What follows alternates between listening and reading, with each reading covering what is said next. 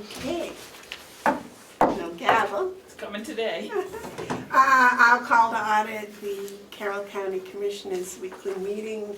Today is January 11th at 8:34.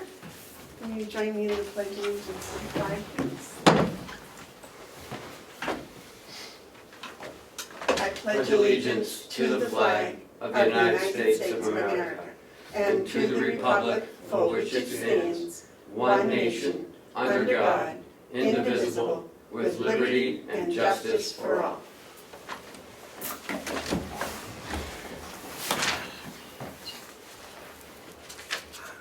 Commissioner Hounsel is called in and said that he's been delayed in a traffic accident, but he's now on his way and she'll be, 15 minutes late. You said about 10 minutes, so... So can we, I make a motion we have a recess until 10 minutes up? Why don't you make it for the call of the chair? And then we can come back. If it's 5 minutes, we can come back. If it's 15 minutes, we can come back. All right. Will you second that? Yes, yes. Okay. So we will reconvene when Mr. Hounsel arrives.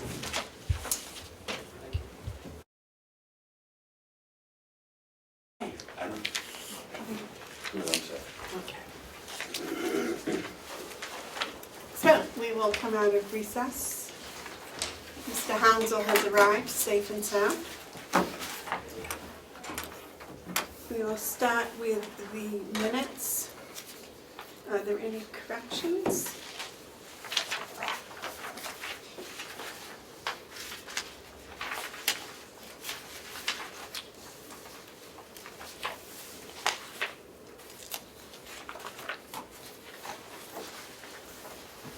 Do you gentlemen have any? I have none. No. All right, I have two. The first was on the vote for the non-smoking. There was an amendment. The amendment vote was taken and it passed with 2 yeses and a no. Then the motion as amended passed unanimously. Okay. That's right. And on the accepting Robert's rules vote, I believe Commissioner Babson voted no. That's correct.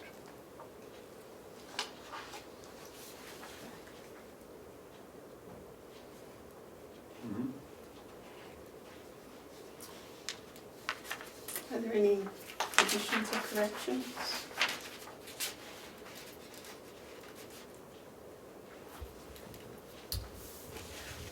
I await a motion to accept them as amended or as corrected. So moved. All those in favor? Aye. All right, so today's work session, public input. Is there any public input? Something I was going to ask you guys, but now I can't remember what it is. Can we come back to it?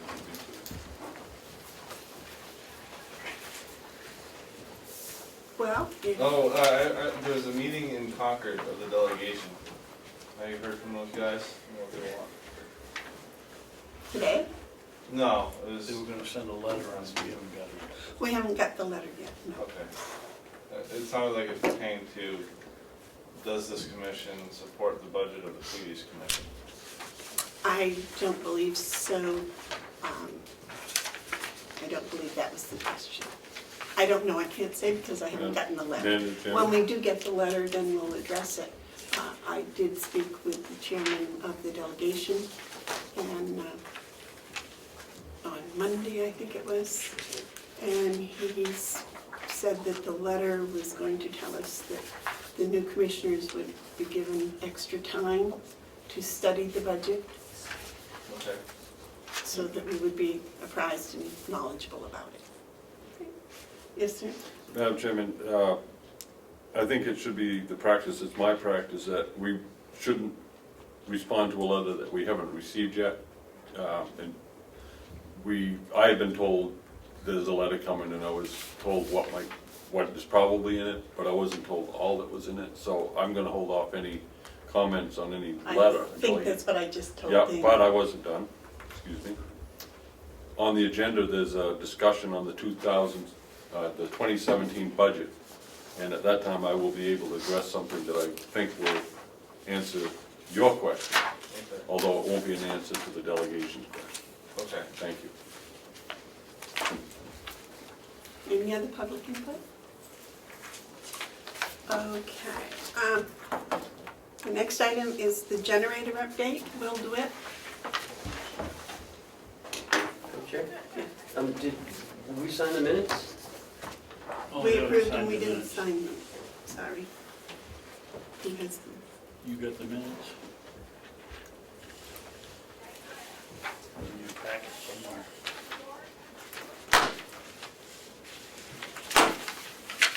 You got mine? Here you go. What minutes are you talking about? The ones from last week. Last week's minutes. Did we just do that? Yes, apparently we signed them. Oh, Oh, you oh, have I the see. ones that, he's, I see. you have the one that has the signature. Okay. I was unaware of the back signature. Today is the 11. 17th. Madam Chairman, I'd like to make a suggestion on the minutes. Yes. Where we have multiple pages and no identifying page numbers or anything if they get ripped apart. We don't know, so we either should put a date on each page or on the back where we're signing, have the date on it, the date that we It is there. they approved on, so that will help, but we should have something to tie them together. Cheryl, would that be possible to put the heading on each page? Or just a number, I mean, just page number would do it. Well, I think a heading would be even more precise.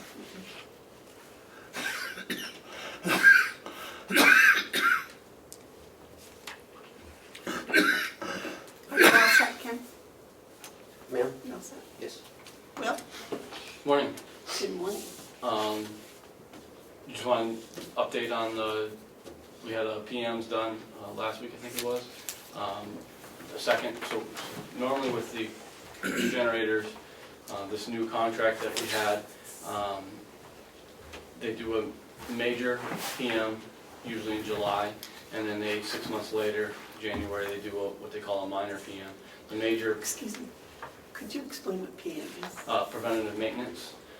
So they go through in July, the major includes changing the oil filters, changing the oils, the hydraulic, the fuel filters, all those kinds of things that are general maintenance. And then the minor PMs in January is they come and do an inspection to see how everything is going. So they did those last week. They came back with 3 of the 4 generators having some issues. They got backlogged because of the weather or whatever. They haven't gotten me the prices, what it'll cost to fix them. But I did look in the new 2017 budget, and we have some money in there, so I would hope to think that would cover it. But this generator, for example, in the administration building, we're looking at, they suggest there's a water leak, water pump leak, and it says replacement of all components upstream of the exhaust manifold, so there's some leaks there. They're very thorough. They even take, I can pass this around, it's the only copy I have with me today. I wasn't ready to come, but they even take pictures of different things that are going on up there. So there's rodent, I've gotten in there and caused some problems, so they do a rodent where they can rodent proof it. And then they're also, with this generator, because it is dirty, they're want to do a steam clean on it, because once it's nice and clean, then it's a lot easier to see if there's different leaks and different issues going on. So that's some of the suggestions on that generator, which operates this building. How old is that generator? I'm not 100% sure. I believe it dates back to the 80s, I think. I'm not 100% sure on that, it could be a little bit newer than that. This generator at the old building, at the old nursing home, or the annex, is the same model of generator. It's probably a little bit older than the one that is here. They have a fuel leak that they found on that needs to be taken care of. A coolant leak, which I'm going to ask about because that one we just had a lot of work done on the coolant system this summer. And so I want to ask if that's something that should be covered under the work that they did, or if this is something different than what they did. The block heater, replacement of the block heater should be done. Both of these need to have the batteries replaced this summer, which that isn't, it's expensive, isn't buying the batteries, but that's the level that my department takes care of on these two generators. We can replace them, so we just go down to Napa and get new batteries and replace them. We don't have to have generator service.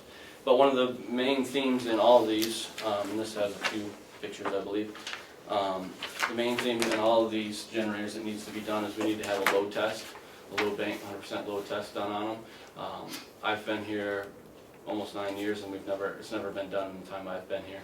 It's something there's supposed to be a schedule that should be set up, but it is, I don't know the estimate on it, but obviously that'll cost some money because they have to bring in something that helps put a load on the generators. We don't have enough load currently here.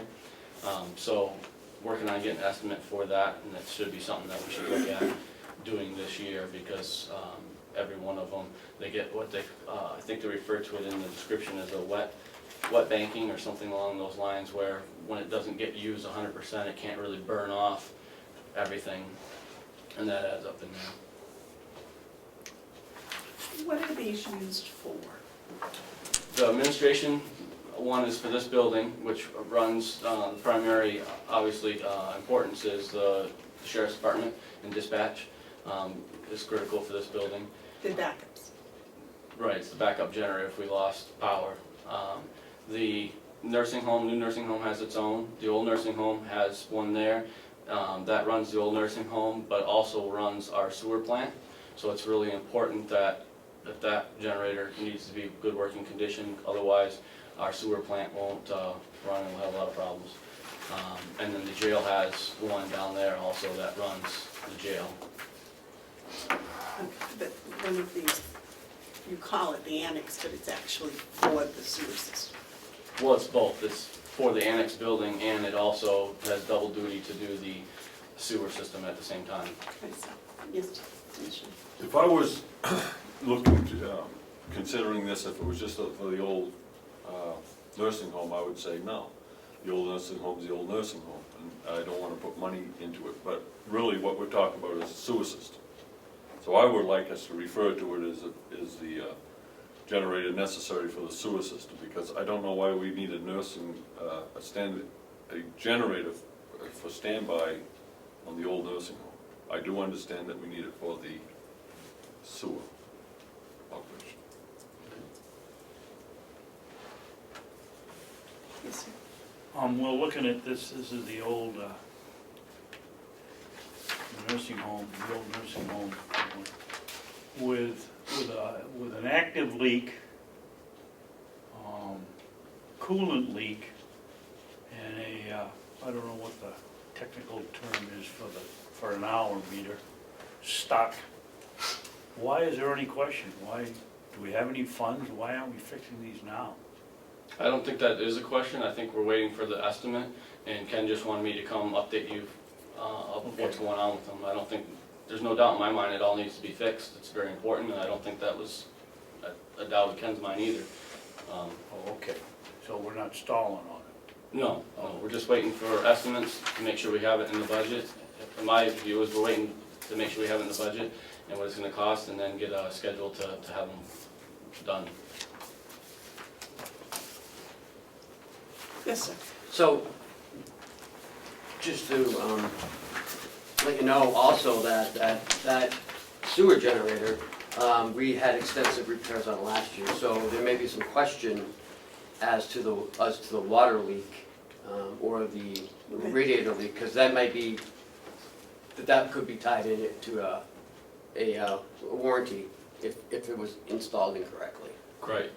So we had a new radiator and a new water pump Right. put in that one, and I'm not sure exactly where the coolant leak is. That's why I have to ask. And you're working on that now? Yeah. Right, yeah. Okay, very good. Thank you. So this was an FYI, Yes, sir. thank you. Update, yes. Any other comments for Will? Thank you very much. Thank you, have a good day.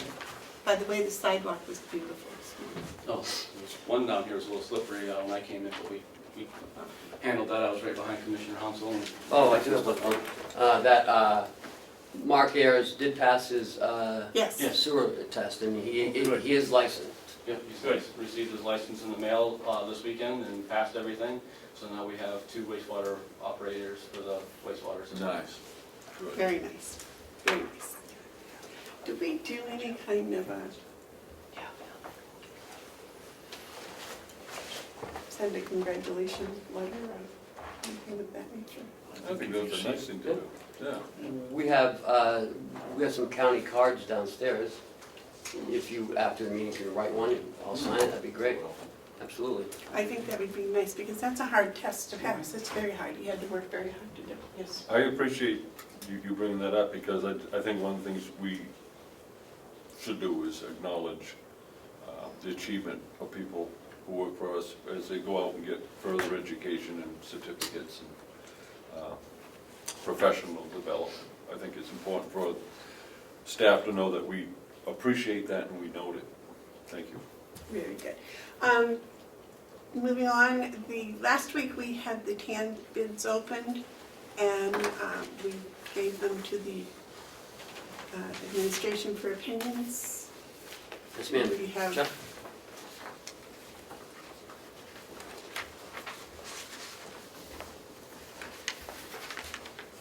As you said, we opened the TAN bids last week and gave you the information, and the treasurer then took over and contacted the bank and negotiated a lower rate. So I'm happy to report that TAN rate is now at 1.4. So if you can vote to approve that, I will have the treasurer sign it tomorrow when he comes in. We'll ship it back to the bank and we'll be all set. So moved. I make a motion that we accept the TAN bid from Bank of New Hampshire, I believe. So second.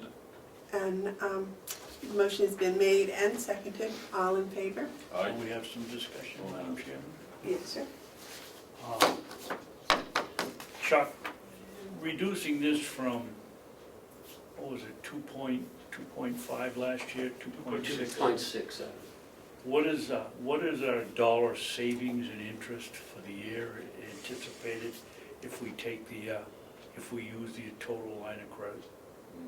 I don't know. Or to date, what we've used in last year's?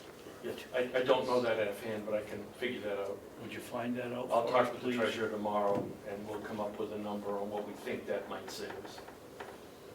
Because this year we spent $140,000. In interest? That's easy enough to figure out. And that's at 2.37. So it should be, if we take the same amount of money, roughly half of that, give or take. Half to 2/3, Yeah. Several, depending on when we pay. Well, it's only 1%, well, it's 0.9% less. So that would be, Go ahead, math teacher. I was just gonna round it to 10% and say 14,000, but which is significant. Yes, sir. I congratulate the treasurer and the staff for taking that time. That 1 week saved us at least $14,000, comparatively speaking, if not more. And I think we need, and I appreciate Commissioner Babson bringing that up, we need to do comparative things when we make our decisions. And it's really quite good news that we're going to save that much money, because we took that 1 week to discuss with the treasurer and allow him to work with Chuck to get this done. That's a job well done. Thank you. Let's put him on the BEAS project. Next. Do it all right. Yes. Would it be possible for me to, excuse me, would it be possible for the commissioners to get a list of the banks that you had contacted about doing a TAN for us. Yes. So we can, Yeah, I see. there were 6 banks. so we can try some good PR for next year, so, because competition's always good, although I think this is extremely good. And, yes, sir. Along the line there, Chuck, you said we went to 6, but 5 didn't respond, right? Correct. So, okay. I had a recent conversation with one of those people, and he apparently was on vacation and out of the office and missed the bid. But I told him he'd be on the list for next year. He congratulated us on the rate that we got. He said it was excellent, because they're about to go up. Okay. Nice. So the motion has been made and seconded to accept the bid from TD Bank North. Is there any further discussion? All those in favor? Aye. Aye. Unanimous. Thank you. Thank you, Chuck, Yeah. nice job.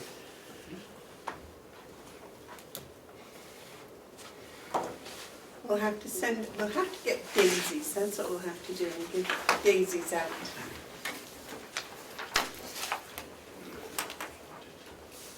All right, and Mr. Knox is here to report on Carroll County project, sir. Thank you for coming out so early. Well, thank you for inviting me. This is an update, it's a report. It is the hope that the committee will be presenting its final 2016 financial report sometime in the first half of February. The fiscal year is now closed, and as you may recall, we were only able to do the first 3 quarters, and what we did is we extrapolated the last quarter, basically based on the year. As you can well imagine, it's the second and third quarter that are the most active for the farm. That's when we're doing the haying, and we're also doing a lot of the forestry, the farm work as well, getting the wood ready. So we're hoping, the fiscal year is over, we're hoping to have that final report ready within the next 3 or 4 weeks. But I think the big question is here now, what does the commission see as the future of the County Farm Advisory Committee? We basically had 2 charges. One was the reporting of the financial data, which we did for 2015 and 2016. But our second charge was to take a look at what the potential, the possibilities of the county farm could be as far as being a greater asset to the county itself. And on that particular charge, we still have a way to go. And so we're wondering, what is your basically response? Do you want us to continue to do that work? Or what, we're waiting for your direction here? I'll open it up to the other commissioners, but I can tell you right now, the chairman believes that you should continue. You've done an excellent job, and I'm quite excitedly looking forward to the second half of the report from that. You have something? I certainly would hope that they move forward in trying to establish what looks like the best thing for us to do if we keep the farm, Okay. which that might be, if you see the Public Works Subcommittee, I don't think it's a committee that's set up with any neutrality to it. The 5 members that have been the most vocal about closing the farm are the ones on the committee. And it was, I believe, a put-up job. So we have to be even more serious about what we look at now, we're going to go about it. Yes, sir. Well, I've already stated that I oppose and will continue to oppose the current so-called county farm in its current operation. I fail to see us being able to adequately call it a farm when we basically pick a few berries, bale some hay, and split some wood. Those are good activities, and they're, you know, I encourage people to do those things, but looking at it from this seat, I don't see that that is really the best use of our time and efforts. However, having said that, I am very much aware that I was able to get to that position based on the work of your committee, Steve. And I would really hate to see you stop. I'd like to see people continue what you're doing. As far as guidance from me, what I would say is, I want to hear, because I like the way you approach things, you know, without the emotion, without the politics. You're looking at it and you're coming up with well thought out data, and I trust it. And so, having said that, I trust you to perhaps find a way that we might fit this into the function of a county government. And in that regard, I would say, if we could put together a program of some sort that would build on the good work, the important work of providing an outlet for inmates. I do think that that's a very important role of county government, much more than having a farm. The question of what do we do with the 900 acres if we don't have a farm, I think that's a premature thing. I don't think not having a farm requires us to make a decision on what else to do. Having said all that, I would like to think that we could put together a agricultural program that would instill some opportunities, educational-wise, to our inmates to service them. As far as trying to operate a farm, I just don't see how that fits into the role of county government in the 21st century. If I can just expand upon that a little bit here. As you know, as I mentioned, the committee took on 2 charges, and one was the financial data, and we will have completed that within the next month.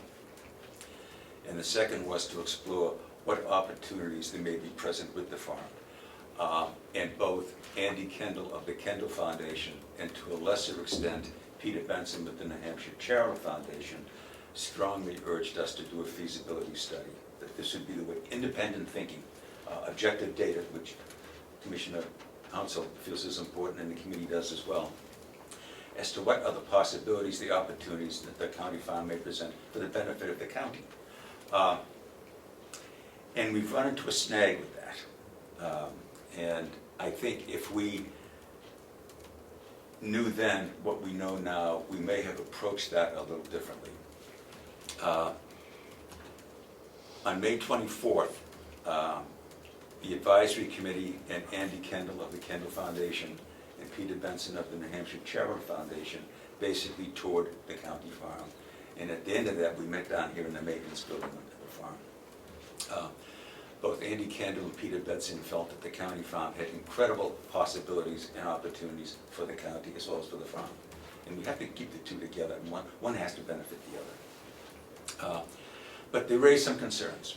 And one of the concerns at that time was that at that time the commissioners and the delegation were at odds as to the future of the county farm. And as you may recall, in March of 2016, the delegation had basically taken $90,000 out of the county farm's budget. And basically, I'm not going to say they were starting the process of defunding and closing the farm, but they certainly were moving in that direction. The commissioners at that time felt that that was a premature decision, that we did not have enough information for anyone to make that final decision, which is why they created the committee. Both Andy Kendall and Peter Benson, recognizing that, felt that they were reluctant, hesitant to get more actively involved in this as long as there was this political division within county government. And so we began to focus more on trying to convince the delegation that it would be worthwhile for, in everybody's interest, do a feasibility study. What are we doing here with the county farm? Does it have a future or not? And to their credit, at their July 24th meeting, the delegation unanimously voted to support the feasibility study. Didn't say that they would agree with the results of it, but they felt that the feasibility study was important, on the condition that it was not going to cost the county any money. At that time, both the Kendall Foundation and the New Hampshire Charitable Foundation were aware of that, and that was never brought up as an issue. So we moved forward. And as we began to explore doing the feasibility study and some of the content, the Kendall Foundation strongly urged us, the committee, not to do surveys with the farmers and not to go out and to do any listening sessions within the county to get public input. They felt that whoever was going to be doing the feasibility study would want to do that. And we concurred and agreed, therefore we held back on that and focused more on the financial data. They also felt strongly that we should wait until after the November elections, because to see what the political climate was going to look like in the county before they would again going to be getting involved, and we understood that as well. After the election, as we began to contact them, they now raised the issue that the county had no skin in the game for the feasibility study.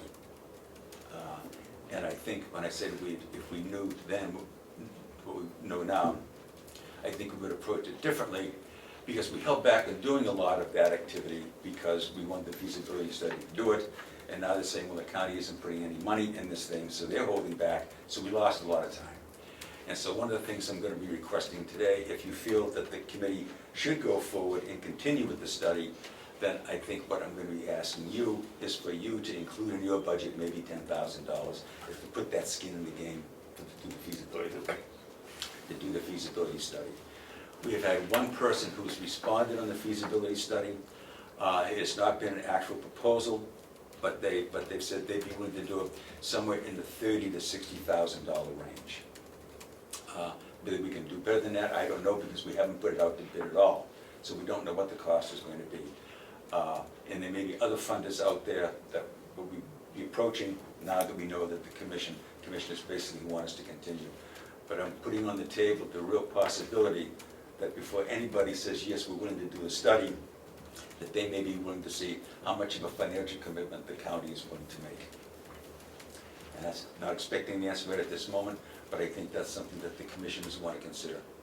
Do you think the $10,000 figure is sufficient?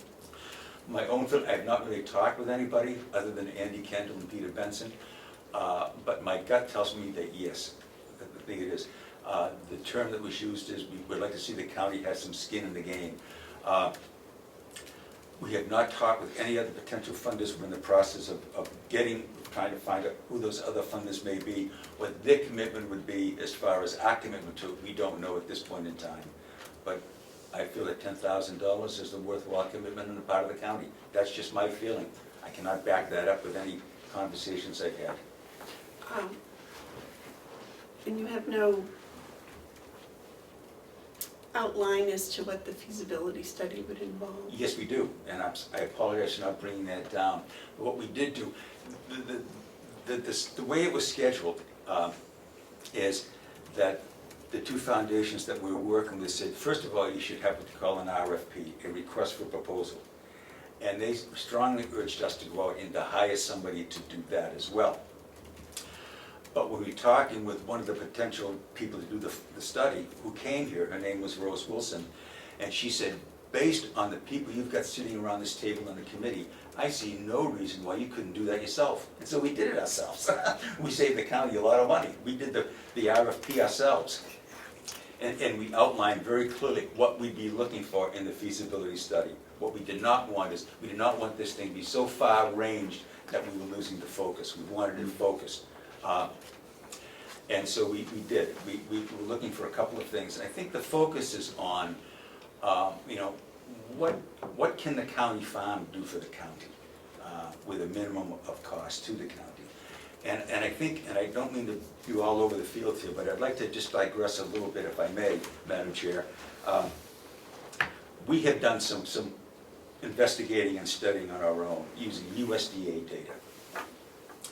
And we estimate, and this is sketchy, and I confess that up front, it's back of the envelope studying, but based on the data that we've been able to get, Carroll County, the 47,000 people who live in Carroll County, plus tourists and second home owners, we have a food budget of about $200 million.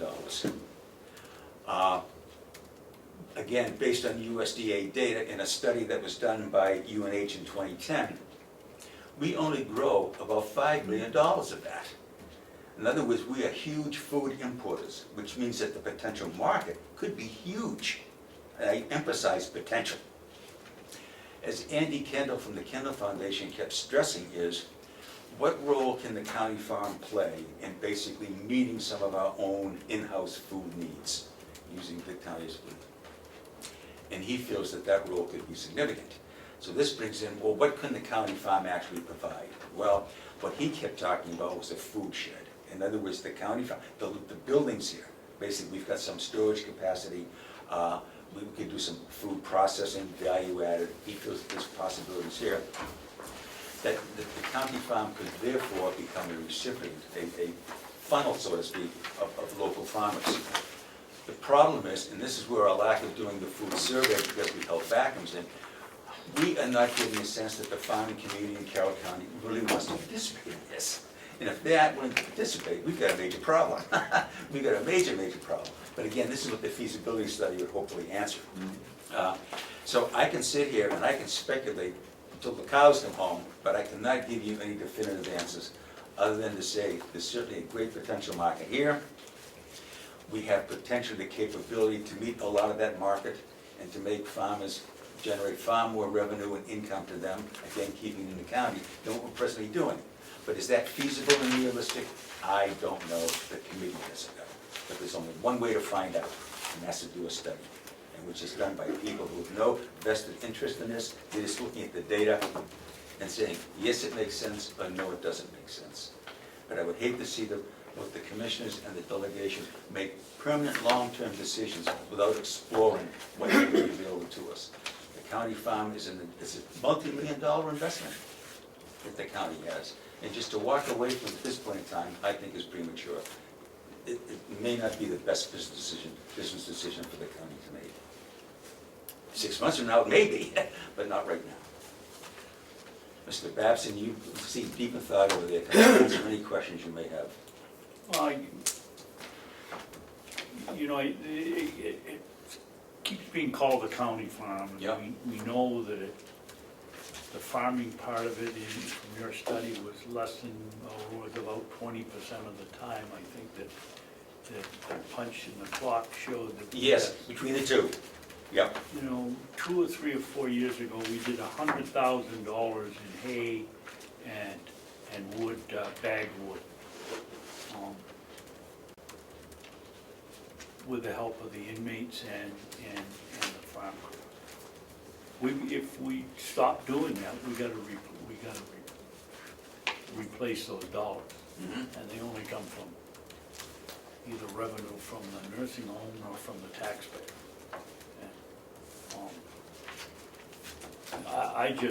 To me, it doesn't make any sense to shut down those two activities. Obviously, we need to, if we're gonna go into the agricultural farming business, we have to set our sails in a different direction. We don't really have the educational, or the education needed to run a truck farm around here. So we have to change that. The high tunnel that David is always talking about should be producing a lot more product. 2 years ago, I got on the phone when we had 300 pounds of extra cucumbers and called all the food pantries around here, and they gobbled up 300 or 400 pounds of cucumbers like that. We should be using this land, even if we're not getting revenue from it. We could be helping the public by servicing food pantries. I mean, there's a dozen things we can do. But to call it a farm, I think, is a misnomer. The thing, what I bear in mind is that, and I confess at times I fall into a mindset here as well that I have to kind of continue to pull myself back from. And that is that food is not a luxury. It's a necessary item. It's something that we need 3 times a day. And so I think, and right now, if somebody's been following it, the big shift for the last couple of years is how do we more localize our food markets? How do we grow more of our food locally? It's the localization. And there are many advantages to that. Certainly, if we look at, and I'm wandering on here, and I apologize, but if we import as a county, when I say county, I'm talking about the people who live here, 97.5% of the food that we consume, we are running a horrendous trade deficit. And we have to, that's money that we earn that leaves the county. And study after study has clearly shown that the more hands money passes through in a community or a region before it leaves that community or region, the more affluent and economically well-off that community or region is. So for many advantages, not only of basically lowering our dependence on outside sources of food, but strengthening our economy, should be a concern to all of us, not just the county government, but the town governments and the 47,000 people who live here.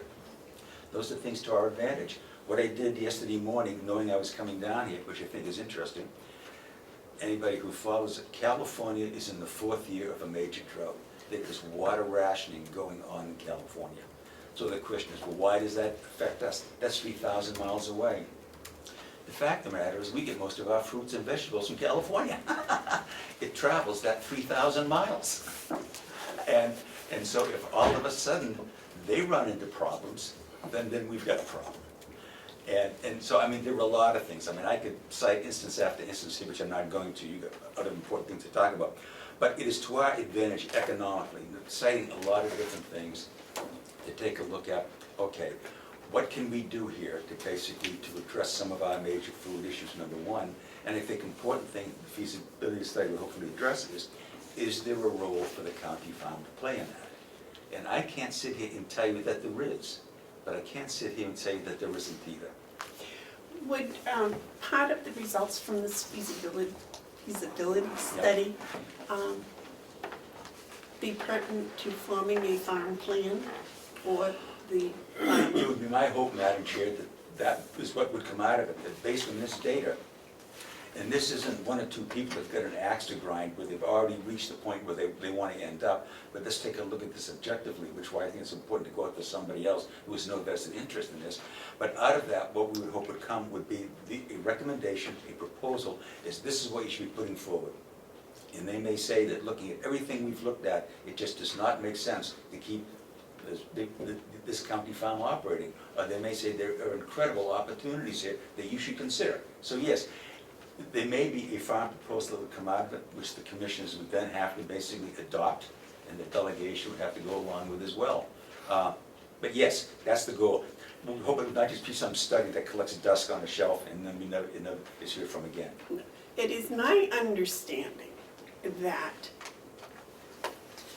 everybody involved is interested in profit. How, where, why, doesn't seem to be all that important. They would like to see profit. They would like to see income that supports the county one way or another, whether it be the nursing home or the jail or what. Now, I'm new at this, but it sounds to me like, you know, anything that's a positive profit-producing proposal would be favorably viewed, regardless of past history. I think that seems to be the bottom line, is if it can be profit-producing and be also advantageous to the people in the county, which of course just having a profit would be. So that's my take on it. Yes, sir? Steve, I see the problem is a political body trying to run an agricultural venture. We have a political body telling us to, or budgeting, let's take the wood. Yep. You know, you can't increase your wood revenue if you don't have any dry wood to sell. The money comes in, it goes into the general fund. We have to hassle with the delegation money to buy wood. We get the wood, it sits out here for 2 years. We should have a revolving account for the wood. We should have a revolving account for the hay. You can't wait till March and raise money for fertilizer when you should have been fertilizing in October and November. And until we can figure out how the delegation and the commissioners can operate this as more of a real business than a government agency, we get some real real hurdles to get over. And- That's my understanding, is that your goal, is to come up with a plan that would be Yes. long-term, so those Yes. proposals could be happening But in a I think, rotation. but I think Mr. Babson has raised a good point here, and that is, if I understand him correctly, and that is you can have the best plan in the world, but politics always seems to somehow enter into this thing because we're dealing with public money. And we can't deny that fact. In fact, our committee has made absolutely, we have not put any proposals or ideas on the table because we wanted the feasibility study to do that. But to say that we haven't kicked around ideas ourselves would be naive. And one of the things that we have discussed is the possibility of leasing the farm out. Leasing it out to a group of farmers or to a private entity, and basically in which the county would now collect a certain percentage of revenue on a yearly basis and let them manage it. Whether that makes sense, don't know, but we can sit here and basically speculate all we want. Well, may I interrupt You you and certainly ask you not to, because when we speculate like that, we seem to shut doors that maybe, You're absolutely right. if you have an outsider do the feasibility study, who knows what doors they may open. That's right, and I think that's what we're looking at, Madam Chair, is that we may see possibilities and options that we never would have considered. We're going on the basis that that if we do the feasibility study, and I certainly hope that we will, now that the commissioners have basically said, yes, continue, that the people who are going to be doing this have a much greater background and experience on this, and much greater depth of what's going on around the country than we certainly do. And they may come up with ideas that we never even thought of that just make all the sense in the world to us. And just put one caveat on the table. One of the comments that Andy Kendall made, which is the Kendall Foundation is Boston-based, he said to us that the salad green market in Boston, just in Boston, is $100 million a year market. And there are farmers up in the northeast kingdom of Vermont that drive all the way down there to sell salad greens. And he says, you're 2 hours from Boston. Why isn't someone in this county taking a look at that year-round market? Again, just options, we don't know, but it's worth considering. Yes, Commissioner. I think I have something that will help us move forward. And I'd like to, if I might, be recognized to make a motion, because I like to discuss around a motion instead of ideas. Could we wait until after he leaves, because he's here, I mean, we're taking his time. Yeah, but we're as part I of, hear it's just convenience, Madam Chair. I'd like to hear, if we have a motion, the discussion of the motion, I'd like to have him here to participate in that discussion. Or if you don't want a motion, I'll just tell you what I would say when it's time to make a motion. It's up to you, Madam Chair. I'll give you my idea and you can mull it. I'd like, Well, if Robert's you rules said have you need a motion on the time, table. then we first. can make the motion, sure. So I may make this motion? Yeah. I move that we establish a Carroll County ad hoc agricultural opportunity feasibility committee chaired by Steve Knox, with all other members appointed by the chairman of the Carroll County Commissioners, and to include to develop a recommendation, to include a recommendation to the delegation for them to appropriate $10,000 towards a feasibility study. And I'd like to speak to that if I might. I think we need a second before that happens. I'll second it for discussion. We all are aware that there's a political component to this, and the best way to deal with political components is for widespread inclusion. This is clearly an opportunity for us to get serious about a feasibility study, and I believe that we have, by the help of the committee, have accomplished a great deal where the delegation should be funding a feasibility study.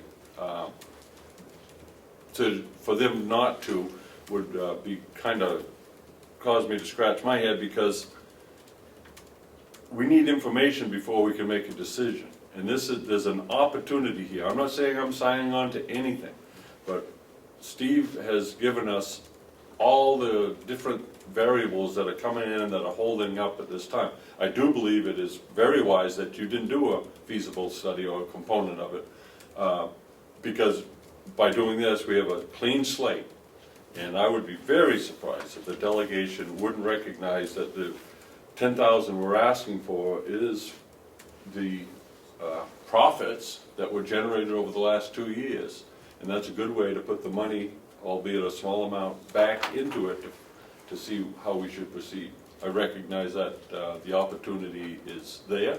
I don't know how it will play out, but I certainly want to find out. So that's my motion. Don't we already have a committee? No, this is a different one, if I might. The committee that Steve is heading would probably morph into it. But this goes specifically, this is an ad hoc agricultural opportunity feasibility committee. Or you could take feasibility out and ask for the feasibility study to the 10,000.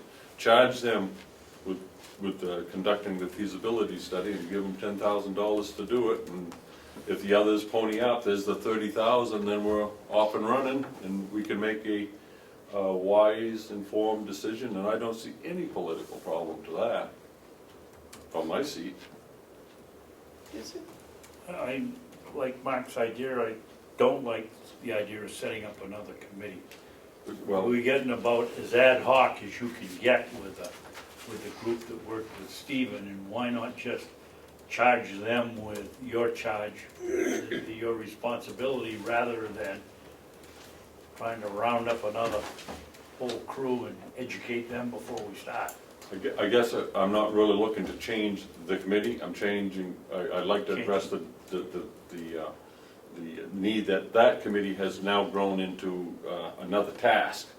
And I think it's also at the time that the chairman would be able to appoint these people, same people if you want. It would be to the chairman with advice, I'm sure. But it also allows for the opportunity for a commissioner to be on an ad hoc committee. As it stands right now, you don't have that. No, that was. Deliberately so. That was deliberate. Yeah, but that's why I think we Yes. deliberately need to engage in this. If we're going to own it, we should be there as a commission. And so I do see that there's not a need to do away with the committee as much as there's a need to change its focus. They did the first work, let's give them another assignment. But I do think for the sake of describing it to the public, that we should establish it as an ad hoc agricultural opportunity committee. Because that's really what we're doing. We're really looking at, we really want to find out what are the opportunities out there for us. And that's different than studying how has it done and how has it performed. But I would desperately, I would really be sad if we were to lose any members, because you guys did an outstanding job in a small amount of time in a political hotbed, and I do congratulate your efforts. And they're now very knowledgeable. Yeah, so I think it's the same people, just a different focus, Commissioner Babson. And the other part is that we're asking under this motion, we would be asking the delegation to fund it. And again, I can't imagine why they wouldn't. I cannot possibly imagine why they wouldn't use this small amount to try to find out what we can do with $1 million asset. It would be very unwise, but you never know with delegations. That $10,000 isn't to fund it though, that's seed money. It's our skin in the game. Exactly, it'd be the county's basically money on the table towards a feasibility study, in the hopes that other foundations would therefore say, okay, now that you've got skin in the game, so to speak. I mean, they view this, and I readily understand it, that if we aren't willing to commit to it in lack of money, why should anybody else? And I think that's a very reasonable question. If it doesn't mean enough to us, why should it mean anything to them? Yes, sir. Well, when he was talking about Mr. Kendall, who I don't know, but also Mr. Benson, who I do know, Yeah. I know when Peter speaks, I'm paying attention because he would want things to move forward. And he recognizes that if we get into it, then he can get into it. And we get the New Hampshire charitable group in and these other groups in, and they start putting their skin in the game, you know, they start doing their work, then we have leveraged $10,000 to get about $30,000 worth of work for us. Exactly. Yeah. And we don't, as I say, I mean, in an ideal world, we sent out the proposal, and we get maybe half a dozen back. I'm not saying that we would, we may not get back more than one or two. It puts us in a position now of basically talking with these people and getting a sense of their background, what they've done, and also fleshing out what it is that we're looking for. I mean, again, it's possible that they may come up and say, well, you know, but you may want to consider this as well, and you left this out, why did you leave that out? So it's a great educational opportunity for us as well. Obviously, at the end of the day, what we want to do is to submit to the commissioners as well thought out, as well as realistic ideas and proposals that we think work. And it's stressing again, we're looking at we've got a multi-million-dollar asset. If the three commissioners today, if the three of you said, okay, recognizing its potential future, we want to invest county money in buying 800, 900 acres and putting up these buildings, we'd be looking at millions and millions of dollars. We've got it, it's gratis. So just walk away from that and say, no, we don't want it anymore. Is it prudent? Is it good management? It may be, at the end of the day, it may be. What we have to remember is that of the 10 counties in New Hampshire, 8 of them have already closed their county farms. They collectively felt this was no longer an asset to the county. So we're not discussing something that is a done deal here. In a way, we're swimming against the tide. But we feel very strongly as a committee is that we should not join those other groups. There's value here, and we all have a responsibility to recognize that value, and what can we do to add to it. What is the current name of your committee? It's the County Farm Advisory Committee, Madam Chair. So basically, the motion is going to change the name for the second half of the chart of the County Farm Advisory. The other thing it does is instills Steve as remaining as the chairman. It gives the chairman appointment power of the other members. Just to let you know, I don't want to be one, but that's for you to determine under this motion. If you wanted to put a commission on, either one of you two are up on this, and I'm fine with that. But also that this motion includes that we will recommend to the delegation that they appropriate $10,000 towards this feasibility study. Well, the delegation has a lot of faith in the Farm Advisory Committee as it stands. Well, They showed that this July, okay. I believe. As a, Okay. And I'm thinking that this motion with the County Farm Advisory Committee as the name, to be given $10,000 to do a feasibility study, might be more favorably viewed by the delegation. I believe, and I say this as someone who has experience unraveling political difficulties, that the opposite is true. I think that what we can say, everyone can say, the delegation and us, is that the work of the advisory committee has been a resounding success.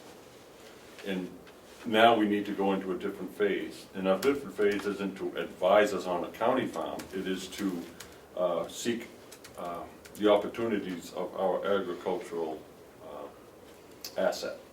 So it's fundamentally different, and I think the name reflects that. That also allows delegation members who might be reluctant to fund under a name County Farm Advisory Committee to say, well, I can support taking a look at the asset to find out what opportunities there are. That is fundamentally different, but also it is very politically different. And I think we need to be sensitive that sometimes you gotta give the opposition, like those on the delegation who oppose the farm, some wiggle room to find themselves back into the conversation. So, you know, did some say a rose by any other name smells as sweet? This effort will smell sweeter if we change the name. Anybody have a comment? No, I'm thinking. Could I make? Actually, I'm doing a lot of thinking also. And I'm wondering if maybe we shouldn't postpone this until next Wednesday's meeting. I'll make a motion to table. I'm making, Seconded. not to table, just to postpone till next meeting. Okay, I'll withdraw my motion, make it a special order of business for January 17th Commissioners meeting. That's postponing it to a date certain. Yes. I'm not withdrawing my second, I think we should table it. Okay. And then we Till can bring it up. next Wednesday. We all know we're gonna I'm fine vote with- to take it off the table, so why not do it next week? I'm fine with that. So I will reinstate my motion to table. And And I if you will keep my could, second. please, give us copies of the Yeah. RFP, or give to Ken and he'll give Yes, us copies yes, I will of see your this. RFP for the Yes. feasibility study. Yeah, yeah, And any other pertinent information you think that would help. I'd be happy to do that, I'll forward that to. And also, I would like a sense of how your committee, I believe if we formed a new committee, we would dissolve the committee as it stands now, rename it. And it would be my favor that I would appoint everyone that wishes to stay on it. And I think maybe some of the commissioners might want to add some people, I'm not sure how that goes.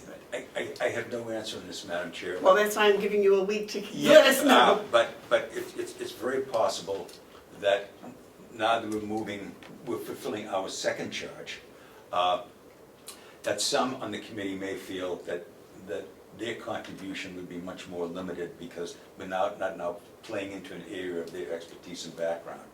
I don't know that, but one person made the comment, I'm not sure what more I can contribute going forward here now. And another thing, while the committee has made no decisions, one of the things that has always bothered me is we do not have any farmers on our committee. And I think we were dealing with agriculture, that, you know, we should have at least one or two farmers on. That, to me, this is an issue, this is a real issue. If we cannot, as I mentioned earlier, if we cannot engage the farm community here, then it brings into serious question a future role for the county. Maybe if you could get some ideas on that from your group. Yes. And, you know, just give it to Ken, and we can use that as we Yeah. mull over this. To me, this is an extremely important part of watching over the people in the county's interests in this campus here. You know, it's very important to me, so I want to be very careful about how I make sure I have a very tranquil mind when I start making judgments about it, so. When you're discussing this next week, would you like me to be here as well to add in additional information? if I could, I Madam think Chair? that would be very nice I will if make myself you available. could make yourself Yes, I will available, do that. yes. We This is would, important to me as well. is that called an invitation to discuss or something?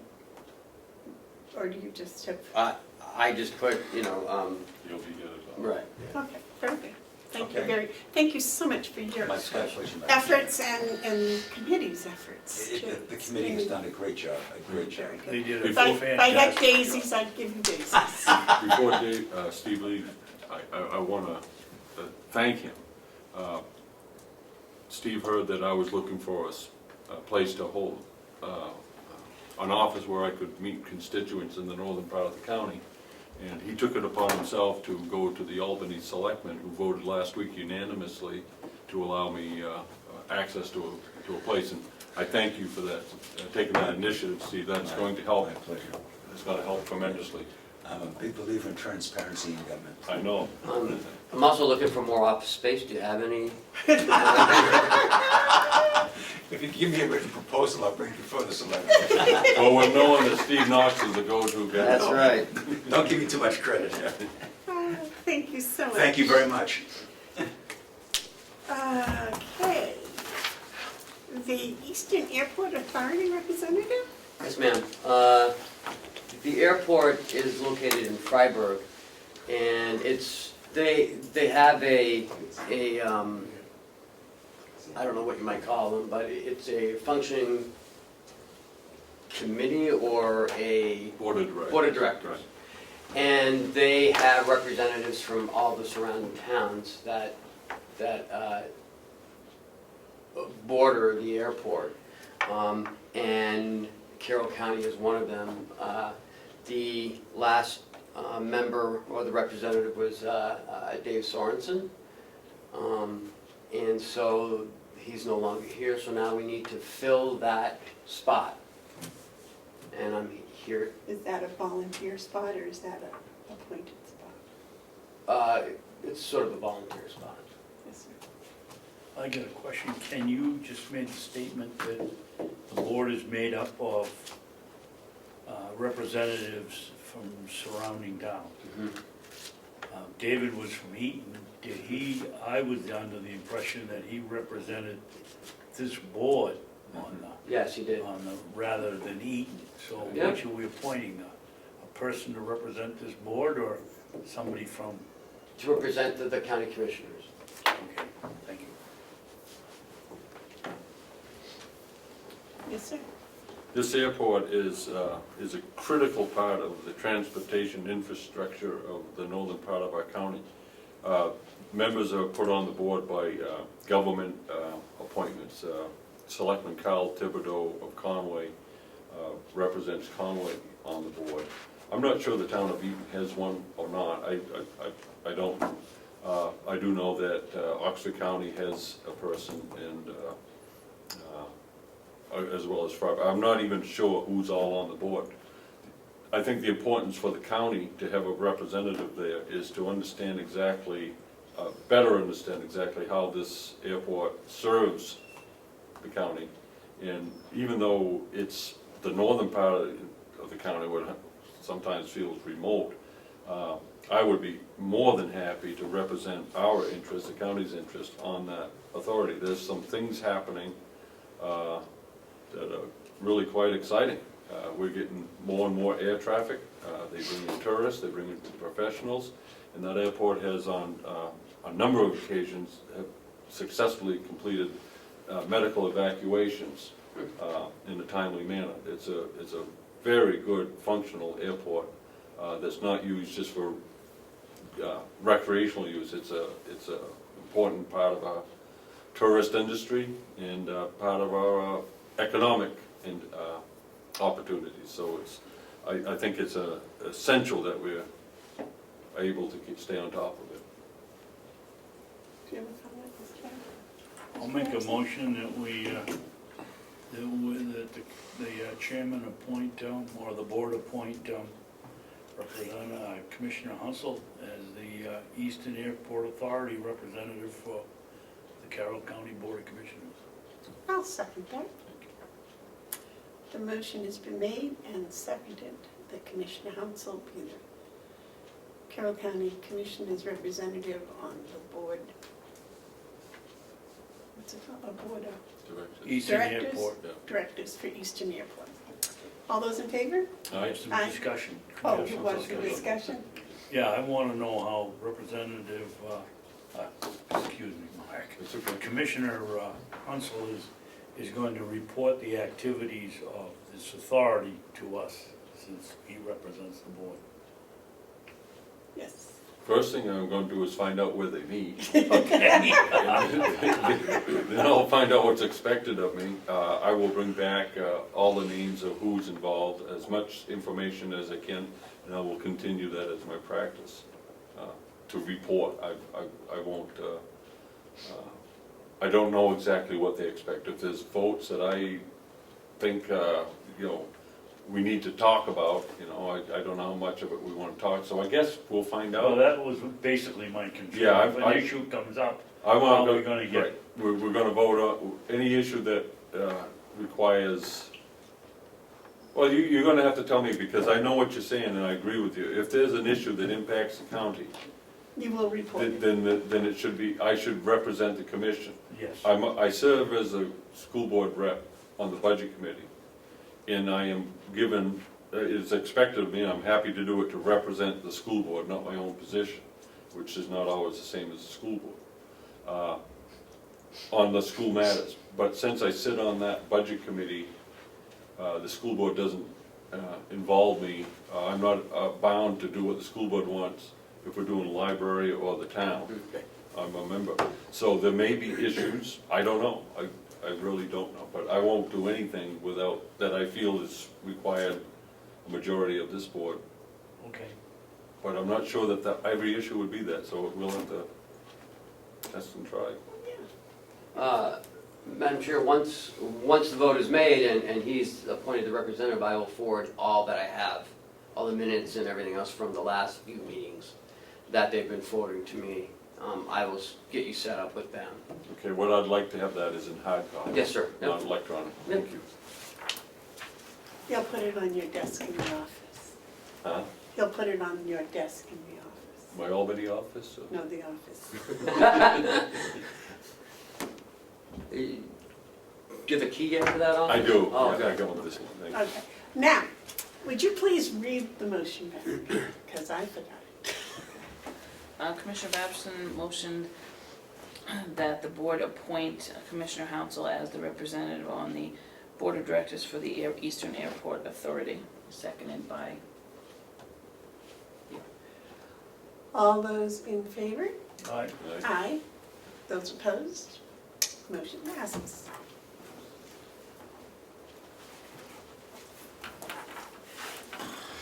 I see the fly animals in the room. They got the big jets in there. All right, the BEAS payment discussion. I gather you want to lead the discussion?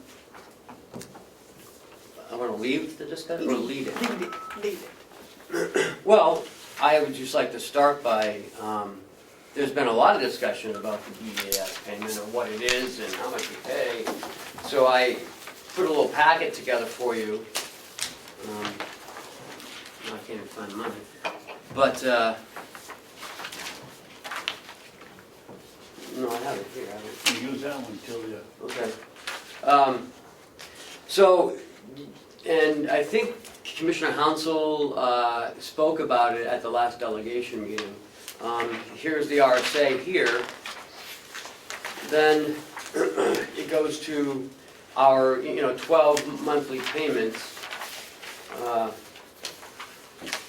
Then it goes to what all the counties pay, the weighted credit calculation, how much in credit we should be getting, how much we got this year, and the 3-year average, the percentage of the elderly poor in the county, and then the 3-year average, and then our invoice distribution. And on my packet, I had it numbered, we're number 5 out of all the counties. Oh, here it is. Out of all the counties.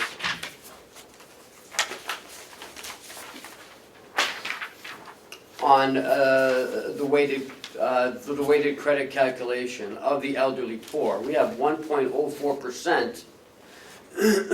And if you look at all of these, all of the other counties, I mean, we have 47,818 residents.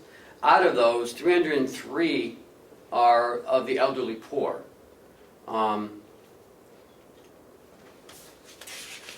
So, and if you look at our neighboring county, Belknap, they have 60,000 population and 407 elderly poor. Sullivan County, 43,742 residents, 369 of those residents are poor. And they have a weighted of 1.38. So they're like the second highest. But they're a small county. Ken, do you have any idea what the weighted percentage of elderly poor is? Nope. I'm guessing it's a percentage of the total population. Why would it be weighted? Why would it be just a straight percentage? I'm guessing it says, That would not be Because of the 1.04%. formula. right. It's the methodology. Right. It's a 3-year average, but it's a 3-year average. Projected for that fiscal year using the methodology for determining county payments in former RSA 16718. The only point I'm trying to make is this is something we have no control over. No one understands it. The delegation doesn't understand it. The legislature doesn't understand it. I don't even believe DHS understands it. Do you know what the definition of elderly poor is? I believe Medicaid recipients over the age of 65.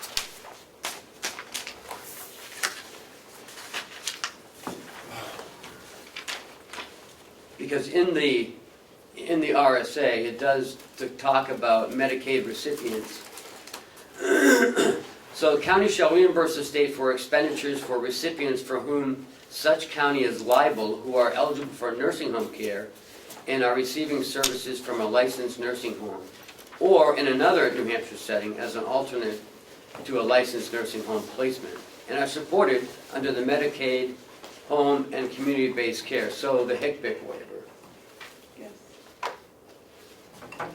I don't know that we're gonna get into the nitty-gritty of this, but I can tell you, I've sat here for a long time, and I've never seen anything that indicates who this county is, for whom this county is liable.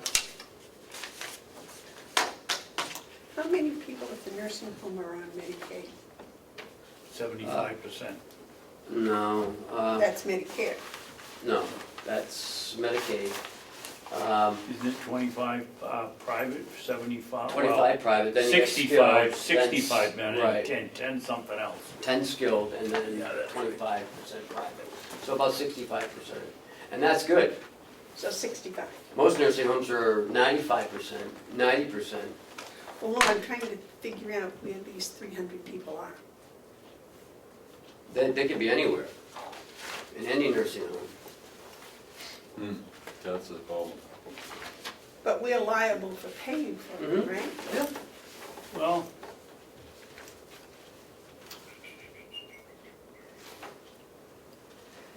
or this is what, I just don't believe that they're following the law.